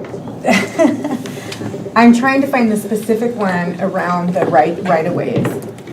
And both of us. Is it okay if I touch? Sorry, I'm just like. Please, yes. We went there. Okay, and so you've got a We're gonna take search just a tool. Right. brief break, so you can find that, if you need to use the restroom or anything. You're not using keywords. What you would think Okay, I'll make sure she gets it. Yeah, thank you. Okay, so that's why we're having so much trouble then. Okay. Sure, so like I said, I've been here for 10 months and I've worked really Yeah. hard. However, you can also. Right, no, you're okay. We okay. And so are you wanting to find the part where I've referenced what the public works? Yeah, we just want to we want to see where it's referenced. You went to City Hall, right? Yeah, so she went to the code enforcement, and then on the left-hand side, she went down to the municipal court, like how we had it before on the, It's there where I got pushed up because. Like I said, I'm still learning the code. Which one? So I work out of the development and. So this is, I believe that, yeah, this is in the development. It's in the development code, sir. But still, if you would think if you put in keywords, it would pop it, but sometimes it just doesn't. Yeah, okay, I was in the, I bet I can find it now. Okay, yeah, no problem. Like I said, this is for the reference, it's 3.2, I have no idea, but that's. design standards. Yeah. Because that's kind I'm of sure like there's a Michelle's reason point. for it. To the development code Yes. instead of the municipal code. No, we went to the municipal code looking for it, and she's saying it's in the development code. That's what it specifies, what our rights. Oh, okay. That's in the development. Yeah. So here it Kind of is, like right Michelle here. said, that's The the landscaping, development trees, fence, standards. anyway. If I'm back, I will. Boom, right there. Thank you, I appreciate You're that. Okay. She said it's 3.2. Was a happy dog. Yes, she was. Yeah. She was. That might be about. Yeah. Okay. Yeah, it's under street trees 3.2.400. I bet you could talk about it. How do you got the codes over? Trains dog. Just pop up in your head? There's Somebody passed away. a site out of Seattle that keeps all the codes, so I Okay, just, you're not doing the city. no, Okay. not from the city. You had that so fast, I'm like, Just I've been Google, struggling to find it. yeah, just Google Crestwell. We really need to talk. That's how I've done it. Yeah, I just Googled Crestwell, Oregon Municipal Code. Seattle, do you This know? goes to memory, we had a conversation. I can't remember the name of it.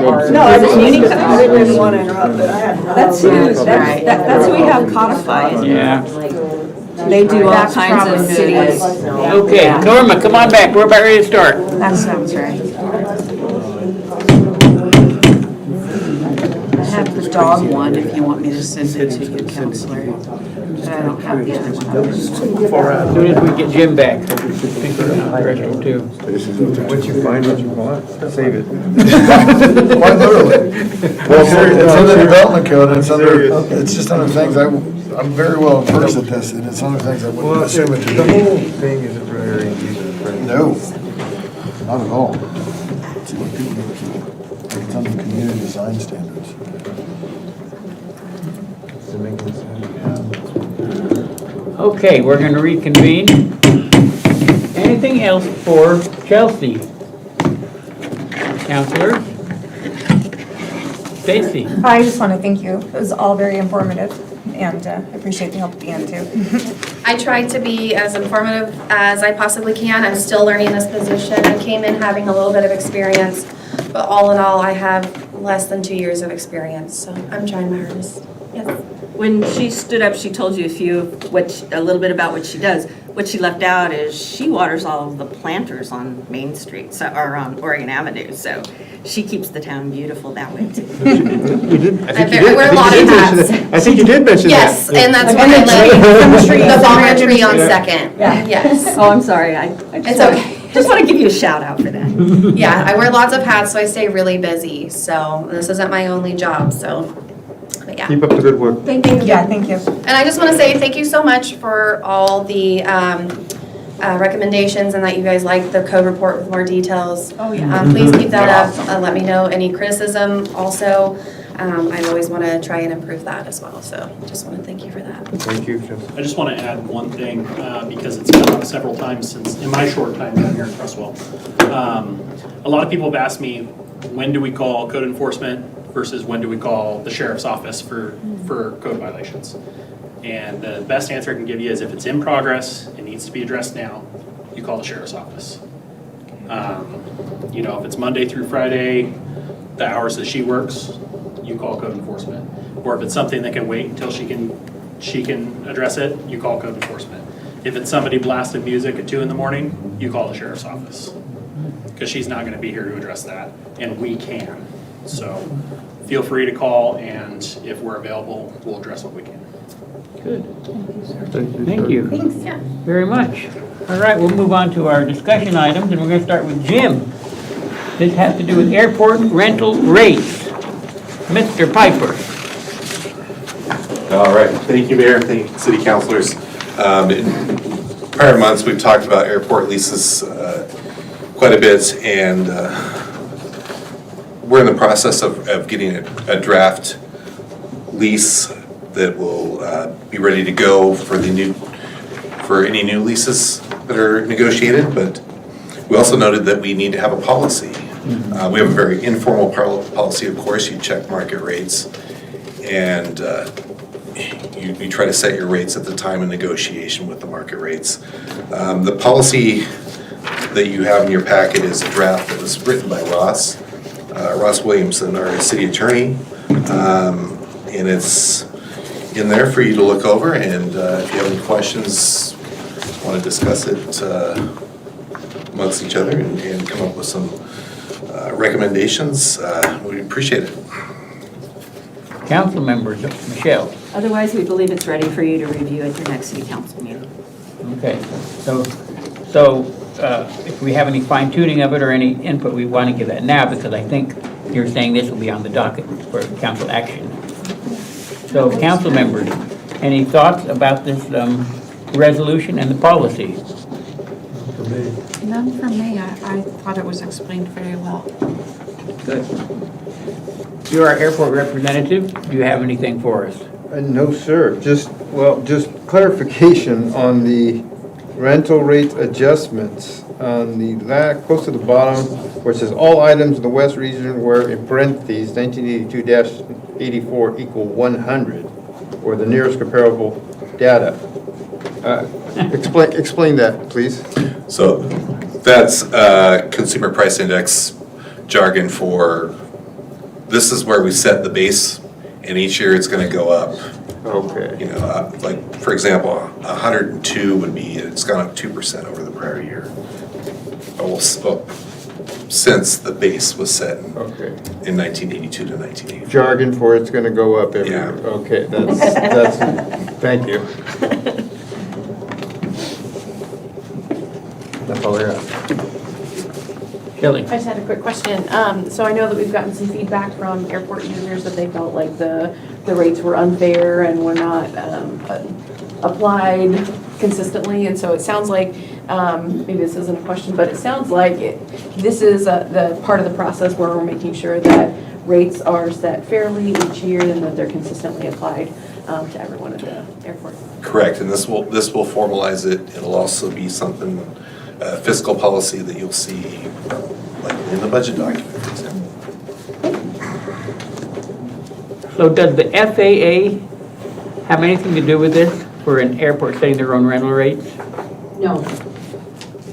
So we're just creating this to the best of our knowledge to make something that makes good sense. Michelle? I defer to Shelley, but the FAA does care that they're fair. And so this will establish the basis upon which we will calculate them. We didn't have a policy in place before. And so this will now establish how we go about establishing rates.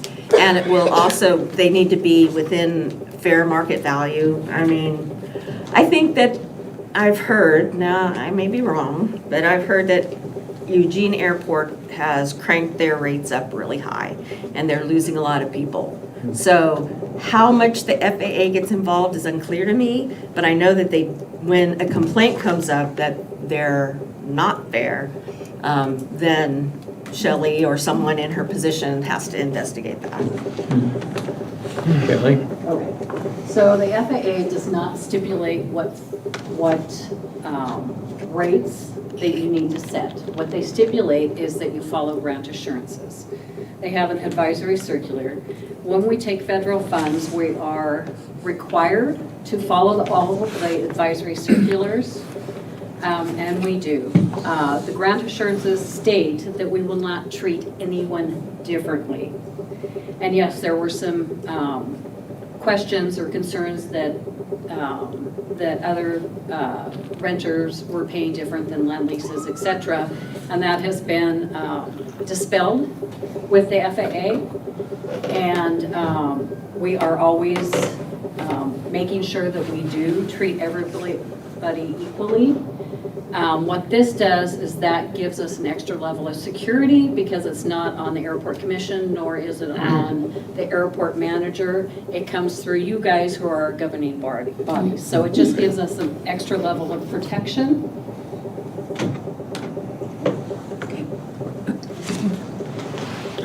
So then, Go ahead. just skimming it over, when we set a new rate for someone, the initial rate set at estimated market rate, then we look at other airport similar properties, then we have a survey every 3 to 4 years to be current. That's when we set it initially for someone. So does this have to do with, does this also apply to people who are already currently renting and then their lease expires? And then we enter into a new agreement with them? And does this then govern how we set a new agreement with them as well? So we have two. We have rentals and we have land leases. Our land leases are 40-year term leases. The base term lease was 20 years, then there are 2 extensions for 10 years. Most of them at the airport right now are in their last 10 year. They automatically have a CPI adjustment every year built into their lease. The rentals have never had anything that spoke to a rental increase unless it went before the airport commission to review the rental rates.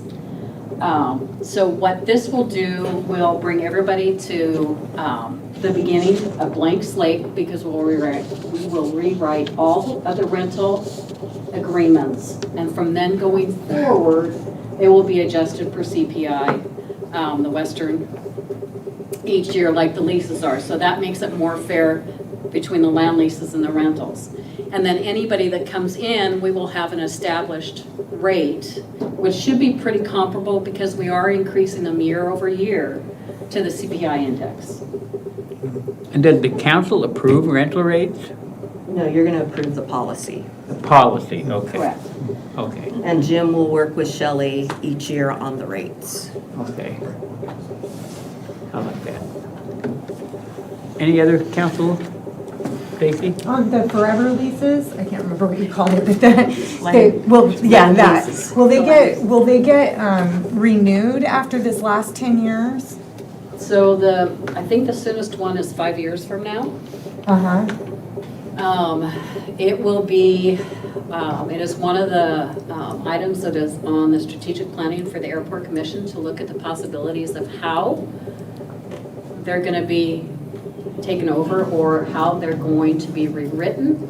I know the conversations that we've had, Michelle and I and Jim and I and some of the airport commissioners is looking, the city, my conversations, the city doesn't want to take over 40-year That's why I asked. hangars, but we do want to keep those hangars, they're in good shape, they still have life left in them. So we are looking at the possibility, again, this is all just conjecture, just talking, is rewriting them for 5 years, but having the building inspector inspect them before we renew them for 5 years. And then adjusting the market rate at that point to where they will pay what fair market value is for that lease. Okay, thanks. Okay, Sounds good to me. Alonzo. Yeah, question for either one, perhaps a little more, just more clarification. I understand we need to keep up, give fair market value and so forth, but so just as we're thinking of, I think of the city services, like, we charge for what it actually costs the city. So what is the cost for, we're raising them for a hangar that's in good shape, the maintenance, what is the reasoning for why we gotta raise them up, raise the rent? Mainly, one of the big factors is electricity, pavement maintenance. Okay. Staffing, all of that continues to increase year over year. And if you don't have that ability to adjust for those increased in costs, you're just going backwards. Okay. Instead of trying to stay at least even with what the costs are. Okay, thank you, Manager. Okay, council, are we good with this resolution? Ready to have it come to us? Yes, sir. 2 weeks? Yep, okay, very good. So now I believe we go to Grace for changing the style of council meetings. Grace?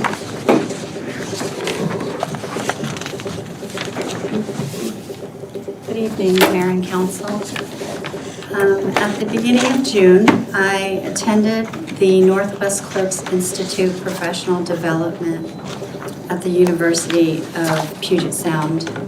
One of our classes was on reader-friendly minutes. The instructor went over a few reasonings to this. Reader-friendly minutes is an approach to writing that makes it easy for people to understand what they are reading on the first try. Some of the reasonings behind this are readers are busy. You guys work full-time jobs and then come to council meetings, and some of our packets are rather large and you have lots of information to go over. And then you also have minutes that you're going over, and those are sometimes very large too, from some of the larger meetings that we have. He also expressed that our ideas should remain easy to understand and be easy to read, to leave out the big, huge vocabulary that a lot of people don't understand. And also, another point that he brought up was that 3 out of every 10 people suffer from some type of reading challenge. So in a sense, less is more. The City of Cresswell provides a video and also an audio recording of every meeting. And that may be reviewed by anyone upon request to the city recorder. The city of Cresswell has historically drafted summary minutes for the city council minutes and the city council work session meetings. And I would like to move forward with going to action minutes. One of the documents that I supplied in your packet is a example from the city of Florence. It was about the size of the city of Cottage Grove. And they do action minutes. Action minutes include the time and place of the meetings, the counselors that are present, counselors that are absent, staff that are present, and guests that are present. They go over just simple points, and it's done in a bullet point format. And the minutes reflect the same agenda that is also a supplement to the minutes. And they will also record the action, who motioned, who seconded, and how the vote went. If it was unanimous, and if it's not unanimous, who voted in favor and who voted against. I also set on the table this evening a sample of the draft minutes that I did for the May 8th council meeting in a action format, which would actually be a little bit more condensed because I left a little bit more comment on the public comment section. Okay, so question from the council for Grace? If we go forward with this, will you have maybe a link on the website? Or, because I've been told they're on Facebook, I don't do social media, but I've heard like we post a video on Facebook. Is it posted on our website now currently? The minutes or the video? The video and or the minutes. The minutes are posted on our website once they're approved and the mayor and I sign them. They're posted on the website under where we have the agenda. Which I've seen some of It has those. the agenda and the packet and the minutes. I'm not sure about Facebook. Facebook's just in the feed. We could put up we may already have a link to our Facebook page. I think there is like a little Facebook icon. If you click it, it takes you to our page. Is that something you would like to see? Is a Facebook link? I just don't want to discourage engagement. I get what you're thinking, and I'm not really opposed to it. I think it will help speed up time, but also be more efficient, and I guess is a better way of putting it. But I just want to make sure if they do want to review the minutes, maybe the minutes and or the video or both, or maybe more at a separate location, but maybe on the main page down at the bottom, like some of the other ones are, of previous work session minutes and video or whatever, that would allow it easier for somebody to say, hey, I want to review that real quick, rather than read through the whole thing, or if they want to take the time to do the whole thing. I just think that would add to what you're doing here, if it was just a quick link, and everything was right there ready. Okay. Michelle? I just want to let you know that we have our own YouTube channel and Whoa.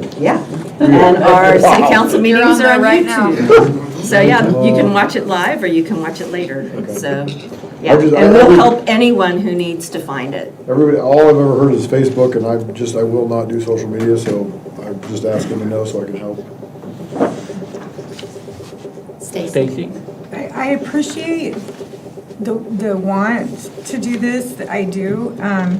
As a city councilor, I rely on the summary minutes. I can't tell you how many past meetings that I was not involved in that I went back to reference over the last 6 months, just to find out how do we get where we are today, right?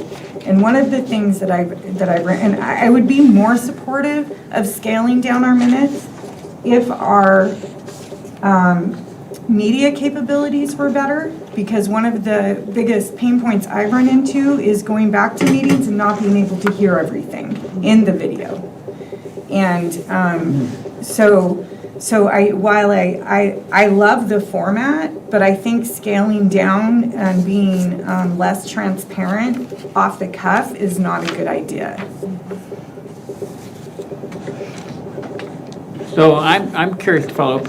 How would you feel this is less transparent? My question is, it seems that the purpose of this is to catch all the votes, who voted, how they voted, summary of the discussion in brief, admittedly, So I'm just curious, your comment about this being less transparent. Well, if I'm using the example that was provided to us in the packet, it's very much just a high-level overview of our meeting, whereas the minutes from prior are very detailed, they're summary minutes, there's a difference. And I think that, that by saying, well, if they want to know more information, they can come and ask for a copy of the recording. I don't think we should have to make our constituents work that hard.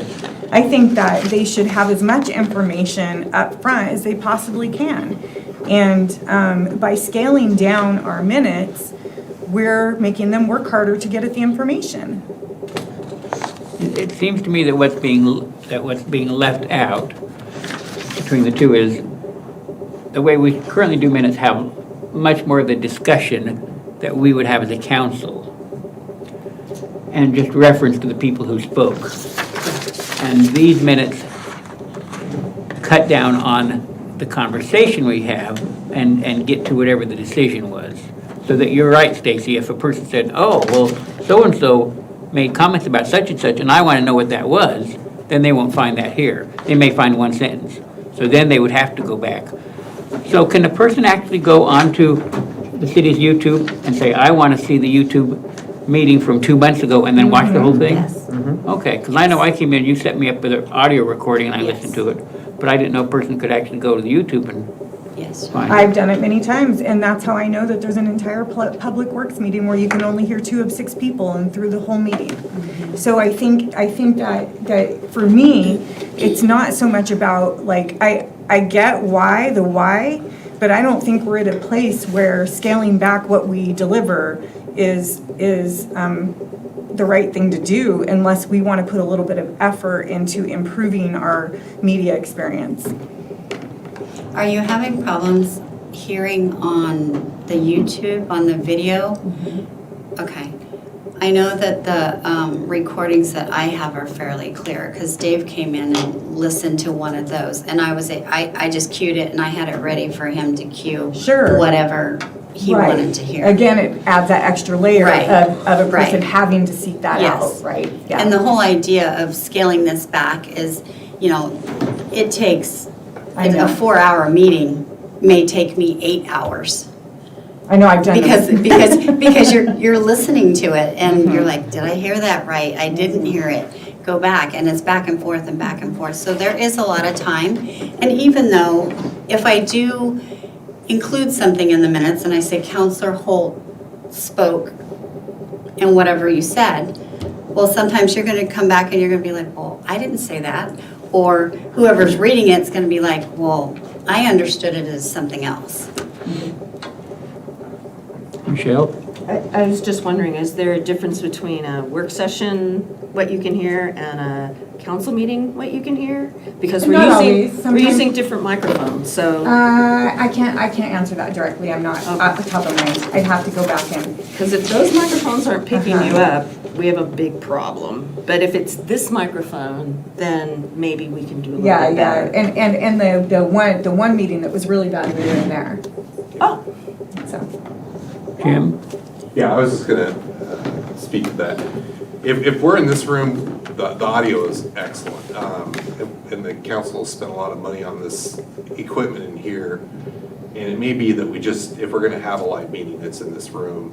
We have tried using the laptop with the webcam in the other room, and it is awful, yeah. I would concur with Councilor Holt that in those experiences, we found that the audio isn't so great, so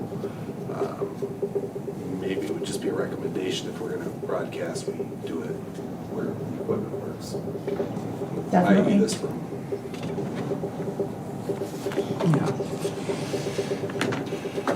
Yeah. Okay, we had a question from the public. Debbie, I would just like to say that from a standpoint of practicality and invaluable information, just kind of joining the party late and starting to get more involved in April, I went back and I read all 199 pages in the packet for January or February, whatever it was, the 147 pages that were part of a packet. I've read the minutes, but the minutes are, and I know it's taken you time, and I know the meetings have been excessive and hour-wise, so I can't imagine what it must be like for you to decide for everything, listen to all the words, replay it, try to get it down for dictation. But they're invaluable for people who maybe feel intimidated to approach the city or ask for it, or even know to ask for it, and get the word out how appropriately to ask for it. Being able to go out there and go back online and read everything myself, download packets, has given me and set the stage. And I know, Mr. Mayor, you and I have talked about, you know, have you been there, were you informed or not informed, but it has been extremely helpful. And when I look at the Florence example that you've given, there's little nuggets of valuable information in there, but so much of it is just pages and pages of Counselor Carp, aye, Counselor Meyer, aye. Okay, everybody was unanimous, and pages of that. And then it just goes dot, dot, dot. So-and-so got up and said dot, dot, dot, and a half a sentence or one sentence. That's not going to give the constituents and the public the real information. I feel they are going to have to search harder and do a lot harder, and we're already 3 meetings behind of getting any kind of minutes to even know what went on. So even though I've been present and I've taken notes or whatever, if I wanted to actually go back and think, did I hear that right, or was that what was said or decided on, there aren't minutes or anything there right now to do, and any depth to it. I would have to go back either to YouTube or to ask you to hear a recording or whatever. I don't know many people who are going to be up to the task for that. So it's a mixed thing, because even looking at the calendar, it's not updated past today. There's one thing on July 4th, but even the parade's not on there. The next July meetings aren't on there. So if people are trying to set their schedule to try to be engaged, it's just kind of like a whole picture kind of thing. That's Okay. So, question for Michelle. So how, you know, we've been doing these minutes this way for a long time. And I know that when we've talked about committee minutes, because every year we talk about committees, somebody's a secretary, somebody take notes, but we've always said that those committee minutes don't have to be in depth, in detail, that they have to summarize, here was the discussion topics we had, and here were the decisions we made and who was present. So it seems like we've kind of had this approach for our committee minutes. So is it the council's discretion as to what kind of minutes we want for council meetings? Is that more of a staff decision? Because if I hear that Grace is spending 8 hours producing these, and we do have videos available and recording available for those who ask, or to go online, and we can maybe make some modifications in where we hold the meetings to get better recordings, then it feels like part of it's a staff decision. You're allocating a staff member to spend X number of hours doing minutes. I don't know how we come to a decision. Is it something the council gives direction on, the minutes we want? Is it something you should be giving direction as the city manager? I think it's something we work on together. We certainly want to create minutes that are valuable. We don't want them to be just nothing. You know, we don't want them to be so skeletal that you can't get any information at all out of them. However, we are providing 2 other means of getting exact detail, and that is the YouTube and the audio recordings. Many times people will ask for the audio recordings because they want to hear exactly what everyone said. Even the minutes that were provided to you before were not verbatim minutes. We've never done verbatim minutes. So you can't really look at them and say, well, so-and-so said this, because what they are is they're still summary. So, you know, I agree that maybe the Florence minutes are a little scarce or a little skeleton, but I think that this second attempt that Grace did captures maybe more information and maybe more into your liking. You know, and ultimately it's the city council that adopts the minutes. So I would ask that you consider staff time and staff and the ability to turn around the minutes as to how quickly you want those turned around. realizing that, there's only one Grace, and she's limited, and she does court, and she does a lot of other things. And if we can, live with something a little bit more according to what she learned how to do, that would be a benefit to her, to the staff, and I think still provide information to city council as well. Okay. So I want to hear from our council members, Tammy, and then somebody who haven't spoken yet, Norma, you're going to get to speak, and Nick, and Shelley, and Alonzo, and then Stacy and I want to hear from all the councilors. What do you think? What's your direction? Tammy, you're first. I like what was left on the tables for us this evening. I agree with the educator that Grace had time with, that we don't need big fancy words, and folks will lose interest and read incorrectly if they don't understand a word. That's my personal opinion. I really like how Grace added to the top, this document is supplemented by agenda packet materials, meeting materials distributed, and electronic audio video. It tells them right there to contact her if they want to review any of those other items. So I have no problem with what she's presented to us, in my opinion. Okay, Norma. I concur. I think this is a good format. It's easy to read, and if they need more information, it says how they can obtain it. Okay. Nick.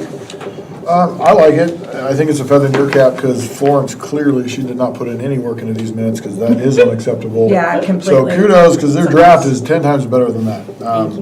I'm okay with it as long as, the concerns with the audio, I would like the full minutes because some people like the content in which somebody says something or the context or the passion of how they say it is important. So I think the video and the audio does need to be there. I think it would be nice to maybe just have on the website a link or or I don't know what they call a little pop-up thing, but just have an area where it's videos and minutes are all right here. Everything that is done and ready and approved is all easily and readily available. So if somebody who does want to watch a video or listen to the audio in the car or whatever, or if they're cooking dinner or barbecue and they just want to hear what we're saying, at least it's all right there. And this is, I think it's a little bit more efficient that way. And I think layman's terms is more important these days. If you listen to all the analysts on everything we're doing school-wise, everybody's getting dumbed down. And not that we don't need to push ourselves beyond our boundaries, but I think efficiency-wise is okay. My only concern would be loss of engagement with the public, but I don't necessarily think we're going to have that here. Alonzo?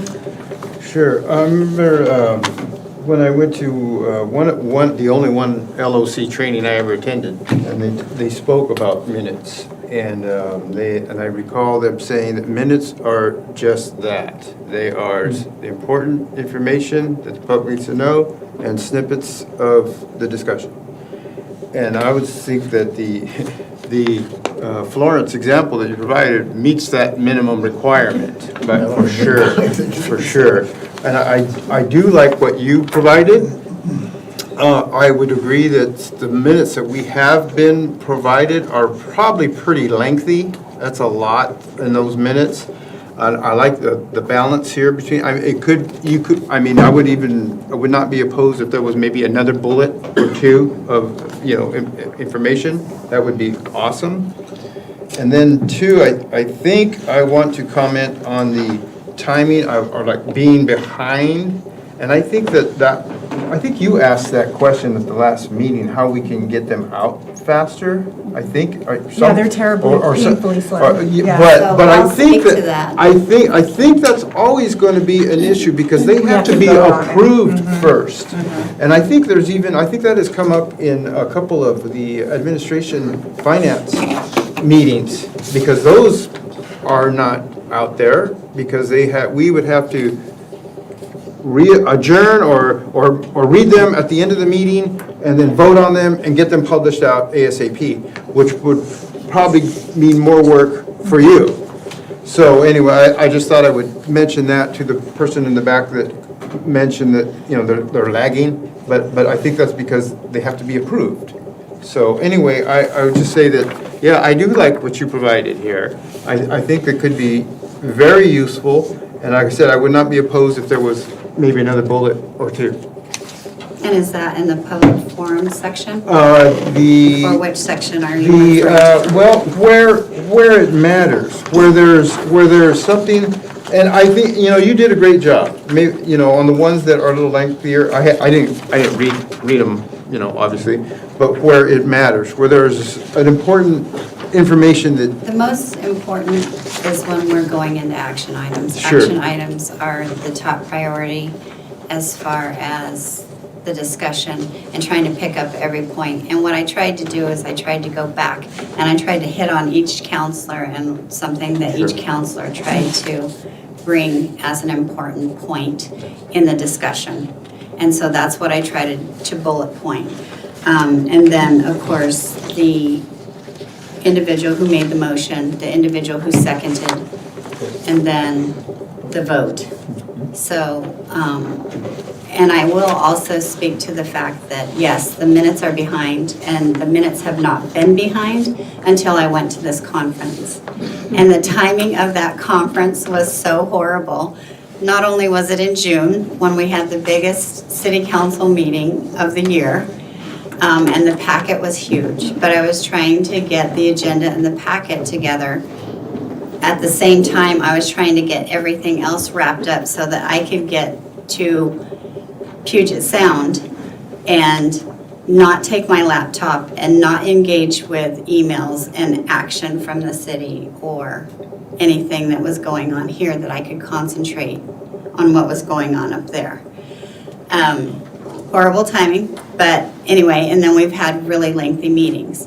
I've always tried really hard to get the months prior minutes into the next council meeting for approval. And that has happened since I started, except for May's. And come your July meeting, you will have May and June's minutes, but they will be in action format. so I'll just finish up and say that I think you're working towards a balance between what we used to do and the example that was provided, and I would be in full support of it if it's gonna allow you to be more productive with your time. I agree, thank you. Michelle, and then Shelley. I just want to say she's been working weekends. She didn't say it, but she has been. And she's even talked to me about making arrangements in the future for working on weekends. So this really needs to be considered. Shelley. I'm in concurrence. I agree with all of the points that your instructor brought up, and just in terms of just attention span and being able to kind of ingest, especially long meetings, right? Because there's a lot of information there. I also, I really appreciate the accessibility that they talked about in terms of just making sure that it's something, the minutes are something that are approachable by all learners, right? And so I agree with that. I also agree with, I think that this is head and shoulders better than Florence. So I really appreciate this this example, because I think that certainly helps sway my thoughts on kind of how I was thinking about that. I think a little bit more. I mean, I think if there's an especially rich topic where there's a lot of discussion, I think just a little bit more would be helpful. But as I was able to ingest this fairly easily, and I thought it was really approachable, and I just really appreciate it. And while I'm talking, I just want to appreciate you and all the work that you do, and just the time and the care and the intentionality that you've been putting into those minutes. And I'm really sorry that you've been working weekends. Stacy, and then me. Just to clarify, when you said you first spoke about the second example, which I agree with, everyone's way better than Florence. But you had said that there's actually more in this than you would normally include. Can you explain that? Well, technically on public forum, what a lot of cities will do is they'll list out the individuals who signed up to speak, and they'll just put them in a list and just say, so-and-so and so-and-so discussed or commented to council. Oh. And it doesn't include any kind of items that were spoke about, whether like, say the Garden Lake Park matter. Garden Lake Park, opposed to Garden Lake Park, nothing. It doesn't. So is your include- proposal then more like this? My proposal will be an example of the individuals that speak from the public. I'm gonna put 2 or 3 Like points, bullet points of what they spoke about. Perfect. Okay. Helps them feel heard, I think. Yeah. I agree. Yeah. Thank you, Grace. So, I'm just gonna echo what everybody's saying, that, you know, we've been doing the same thing for years and years and years and years, and then years and years and years past, our minutes oftentimes were months and months behind. At times, because once you have 2 meetings a month of the council, and then however many committees that are meeting and approving, you know, our recorder was kicking out all kinds of minutes, and that's only one sliver of their job. So, at times, they're late. So I think this is a new direction. You put a lot of work into it. So council, do we have consensus that Grace can move into a new format? And we will also work on considering having more meetings in this room just for the recording purposes? Seems like those are the 2 things so, sounds good? Thank you, Grace. Thank you. Thank you. If we have concerns that we feel like we're losing information down the road, can we talk about it again? Sure. Perfect, because I do like this example much better. Thank you very much. Thank you. And I just want to ask, did anybody take those notes while I was down here speaking? Hopefully it was recorded. It was recorded. If you Okay. contact the city recorder. We're gonna move to item C. Thank you, Grace. And this is a good example, Stacy, because our governing rules say that anytime a counselor says, hey, I've got a concern about this or that, let the city manager and the mayor know, and then when we have every 2 weeks, we meet and work out agendas and try to keep those months ahead of time, so we can kind of forecast. But when we get requests, like Nick made a request 2 weeks ago, and we looked at our schedule and said, well, we can put it in tonight. So that would be, Stacy, you'd have a concern about the future, and Right. you could address it that way. Michelle? And I just want to echo too for everyone and just remind you that I am your employee, not the staff. So if you have a request, make sure you CC me or come to me, one of the 2, and don't go directly to staff and leave me out of the loop. So just want to say that. Yes. Just a reminder, I know we covered it when you started, but you may have forgotten. I made that mistake a few years ago and took off a staff member to do something that was really, really important. Michelle knew nothing about it. So, we live and learn, don't we? You went on a little field trip with a staff member. Well, it was a really important one to see some city business, but Michelle knew nothing about it. Where's my staff member? Okay, so we go to Counselor Smith. You get to give a presentation to us. Do I need to stand up there? Nope. Not unless you want to. I don't need to, but I just, so I'd like to request to change the monthly meeting start times. The city council meetings, city council work sessions, and the city budget meetings to a new time. I'd like to adopt this request for just the standard monthly meetings. I'm not requesting to change the dates or the frequency of them, but I would like to start at 6 o'clock for all these meetings. My concern is my small family and everyone else is here. I mean, selfishly, yes, I'm thinking me first, but I understand everyone here has family members, and the first 6 months of my term is stupid amount of hours that we volunteer and get no money for, and I'm happy to be here to help, but I need the meetings to start sooner. I think 6 o'clock is an efficient enough time for most everyone to still get off work, including myself. It'll be a little bit of a rush, but I think we can start them sooner. I think that my focus, as well as most everybody else's focus, and their mindsets and their ability to communicate and meet in the middle on matters, I think will be better. We'll be less tired, less frustrated, less quickly to let's just get it over with. type of mindset, and I think it allows the citizens to get off time as well. So that's my request. That's what I'd like to see happen if possible, and that's my presentation. Okay, so just clarification, so you would like the council to consider the regular meetings, which are currently at 7. Yep. The work sessions, which are currently at 6. Budget committee meetings, which are twice a year. When have we normally been starting those? 6:15 and 6:30. Okay.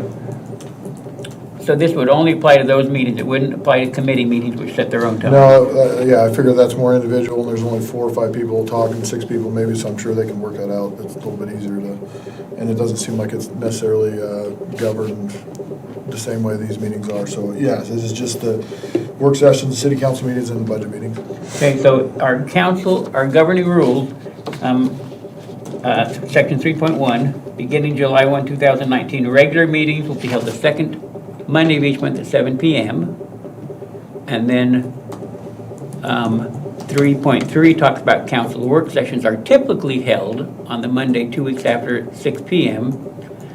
3.2 says time and date of the regular council meetings may be changed for special circumstances, opening line. So there's nothing in here that governs budget committee meetings. I think, yeah, that wouldn't just get set when the committee starts, or? Well, I think usually Jim probably sets those, because we know they happen in May, and so I think Jim's probably just set those times. Way to go, Jim. Thanks. I'm right behind you.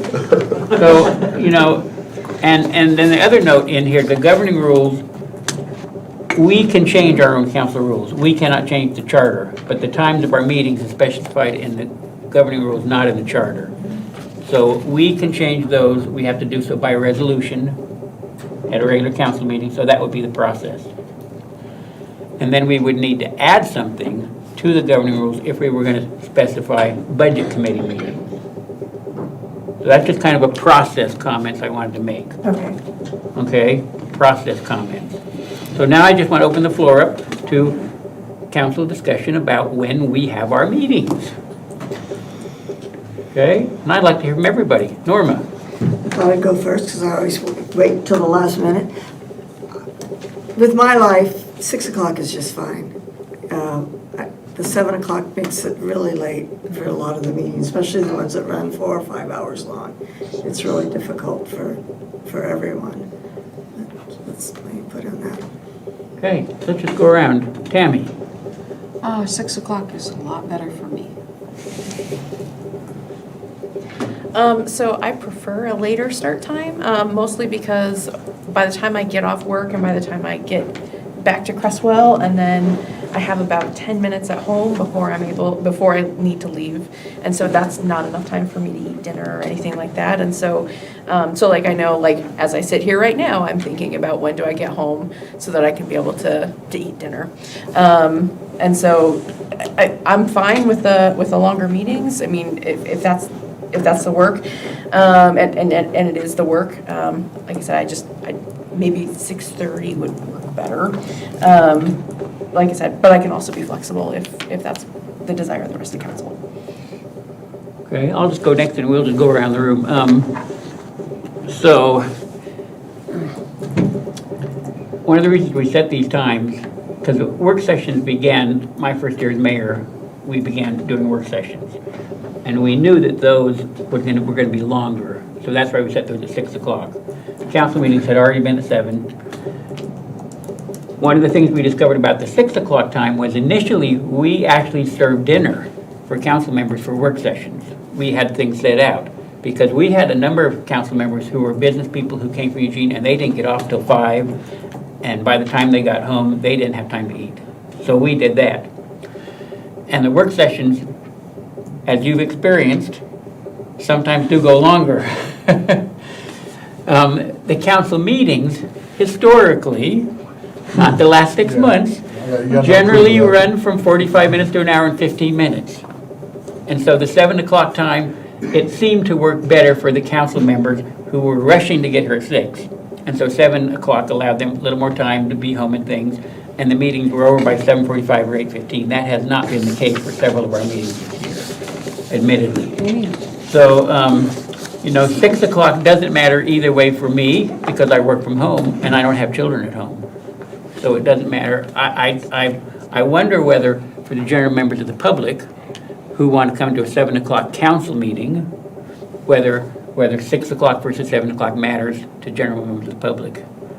And again, it would be people who work out of town, who come home, who then want to get here. So, but because we set the time ourselves, and we do so by resolution, we can always try going to a flat 6 o'clock meeting time. I'm not sure that I'm as convinced that it matters for budget committee. We would have to add a new item to our governing rules, which we can certainly do. But we have the flexibility. We can try 6 o'clock, and if come September, October, November, we decide, oh, we don't like that, we can go back. It's fairly easy for us to decide how we want to set our own rules. So. Sure, I think this is the third time since I've been on council that this has come up. And I think at one point, the big argument was that, we need to allow time for people to get here for the city council meeting. Though it never made sense to me that one was at 6 and one was at 7, that, it was important to allow time for the council meeting, but not so important to allow time for the work session. And it is a scramble for me as well to get here at 7. It really is. However, I would be. You mean at 6? Yes, I'm Yeah. sorry, 6. But however, the payoff would be tremendous for me. I am willing to scramble to get here at 6, to get over. This packet here, look how thin this was. It's already 8:20. If we would have, so, it's just an example. So I would be very much in support of having our meetings at 6 o'clock. Thank you for bringing this back. Sure. Can I make a couple comments? And then It's your turn, and then Stacy. Well, I want to make sure everybody else. So I also have seriously considered the staff. I mean, from my understanding, they're all not getting paid at the hours, so we start sooner, the staff might actually have a little better attitudes and a little bit more rest time. I skip. Yeah, because power hungry over here. I'm just kidding on the minute. Just kidding.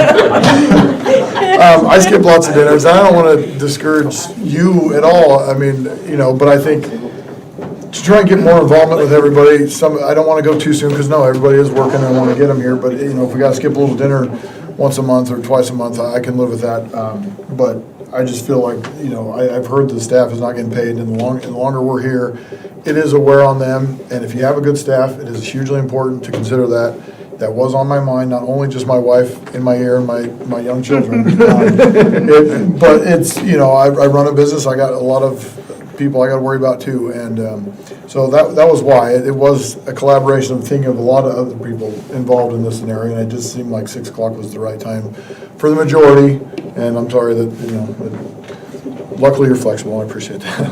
But that's all I got to say, that's all after everything else. Stacy. I'm totally supportive of 6 p.m. I clock in early for my day job, so earlier evening home wouldn't be the end of the world for me. Michelle, any comments? I think it makes a lot of sense. We have people here who don't live in Crestwell, and so a 7 o'clock meeting means they sit in their office for 2 hours, and while they do get work done, I mean, it'd be nice if it was just an hour and not 2. Go grab a quick bite. Yeah, maybe I'll get pizza for staff on these nights, and we'll have pizza at our desk or something. Norman, did you have another comment? Yeah, it's 6 or 7. Why not in the middle? It's earlier than the 7 p.m. and it's later than the 6 p.m. so that people who run late can have a chance to eat. And the rest of us who want to get out a little bit earlier, they could get out earlier. But I thought of that too, but we're already doing 6 o'clock work sessions, and they seem to be working, and so that's but I totally thought of that too. I totally hear you. Yeah. My comment would be a half an hour really isn't much to do anything. An hour does at least give you either you got to hurry up and get here, Or, hey, I'm actually home an hour earlier to do other things, and, you know, with the longer light right now, I have plenty of yard work and other things to do, so. I don't disagree that it's a good thought, but that was my thought, was that 30 minutes really doesn't do much for you. And I think an hour for all of us, the citizens, and especially the staff, that, you know, they've been rolling with us as long as some of these meetings are, I think it's gonna benefit the city as well. Alonzo. I just wanted to comment for the public that would like to be here, but they need that extra time to get here. We do have it available now on YouTube, recorded and everything, so. We got a fantastic So city recorder. we have a great system for anyone who wants to watch it. If they want to watch it the next day, they certainly can. Did you get that in the minutes? Make sure you got my just joking to Michelle in the minutes too on the power hunger over there.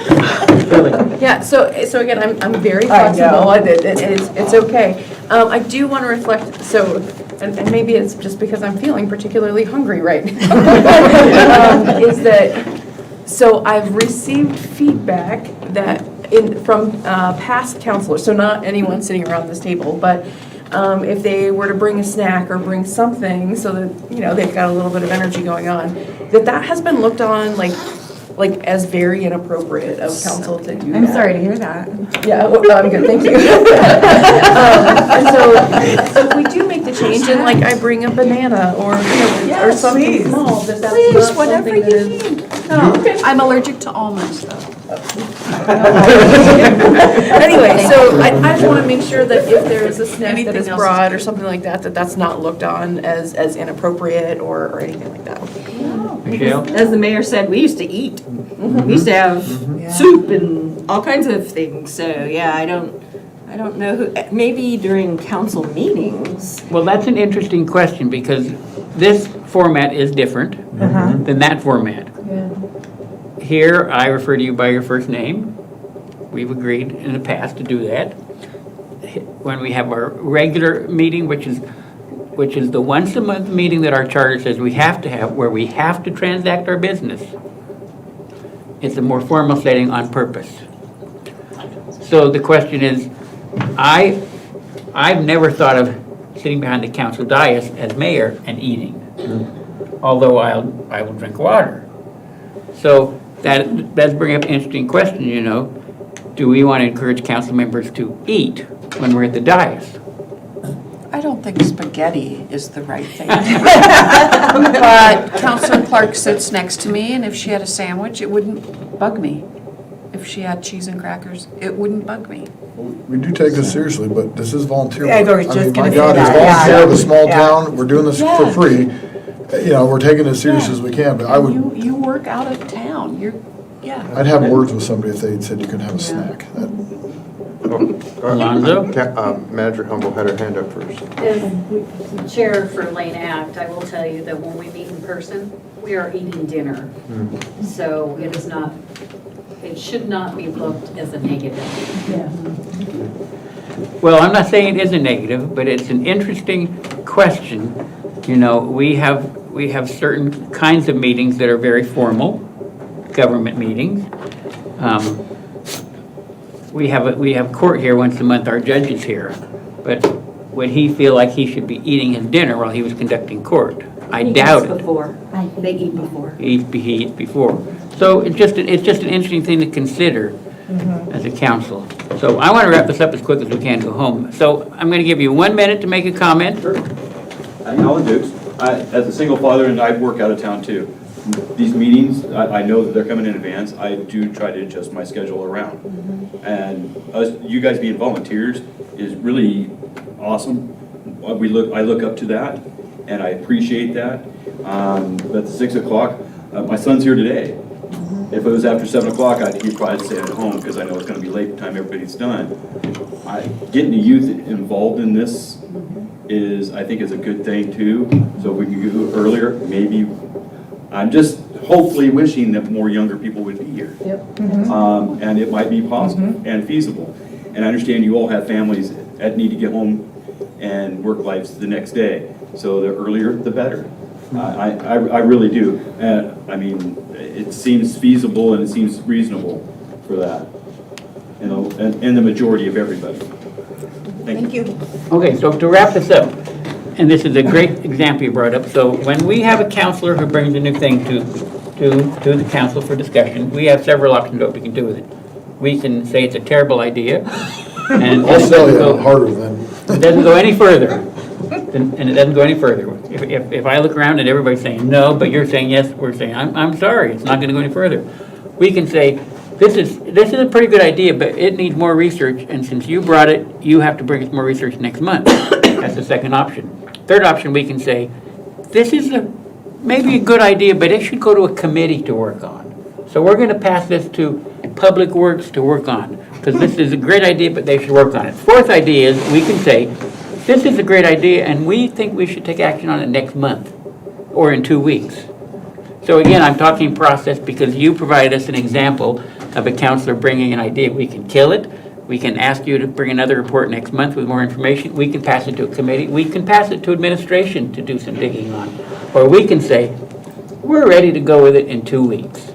So now my question to the council is, what do you want to do with this idea? 2 weeks. Let's just go around. In 2 weeks. What do you want to do with it? I'm fine moving forward with it on it in 2 weeks. So we need to draft a resolution to come to the council in 2 weeks. Agree. Yeah. Yeah, but I'd also like to make a motion that we We don't start have our any next motions here. meeting in 2 weeks at 6 PM. Well, we don't make any motions here, and because it has to be adopted by resolution, we Okay. can't change until we have a Oh, resolution. I thought the way you read that, I misunderstood then. Thank No. you. So Thank the you. last item says, amendments, deletions, or additions to these council rules shall be by resolution Okay. approved. I thought that it said that we could make, I'll look at it later. I misunderstood, thank you. Yeah, we'd have to amend this. Okay. What do you want to do with your idea? I think it's a pretty darn good one. I have to say so myself, so I'm all for it. I tried to get it for next time too. but- First of all, for the record, I would never feel that is it appropriate for a counselor to take nourishment at any type of meeting. And second of all, I think it's a great idea and we should move forward in 2 weeks. Okay, so we have consensus. We'll put this on for the June, for the July council meeting via resolution, at which point we will vote on it. And, but we will start in 2 weeks at 7 o'clock, as per our current governing rules. And then we'll vote on it. So before we adjourn, just so you know, we will meet in July for a regular meeting and a work session. August regular meeting, we're planning to skip the August work session. That's also something we've done in recent years. Okay, so then in September, we'll hit it again, but the December work session this year happens to fall on December 25. That's the Monday night. So we'll be discussing whether we should skip the December work session as well, which we, We should take a vote right now. and, yeah. Amen. Yeah. okay, I'll so be at his party, so. with that, we are adjourned. No work session in July. No work session in August. August, okay, good. Oh, we need to pick up chairs and tables. Step on those.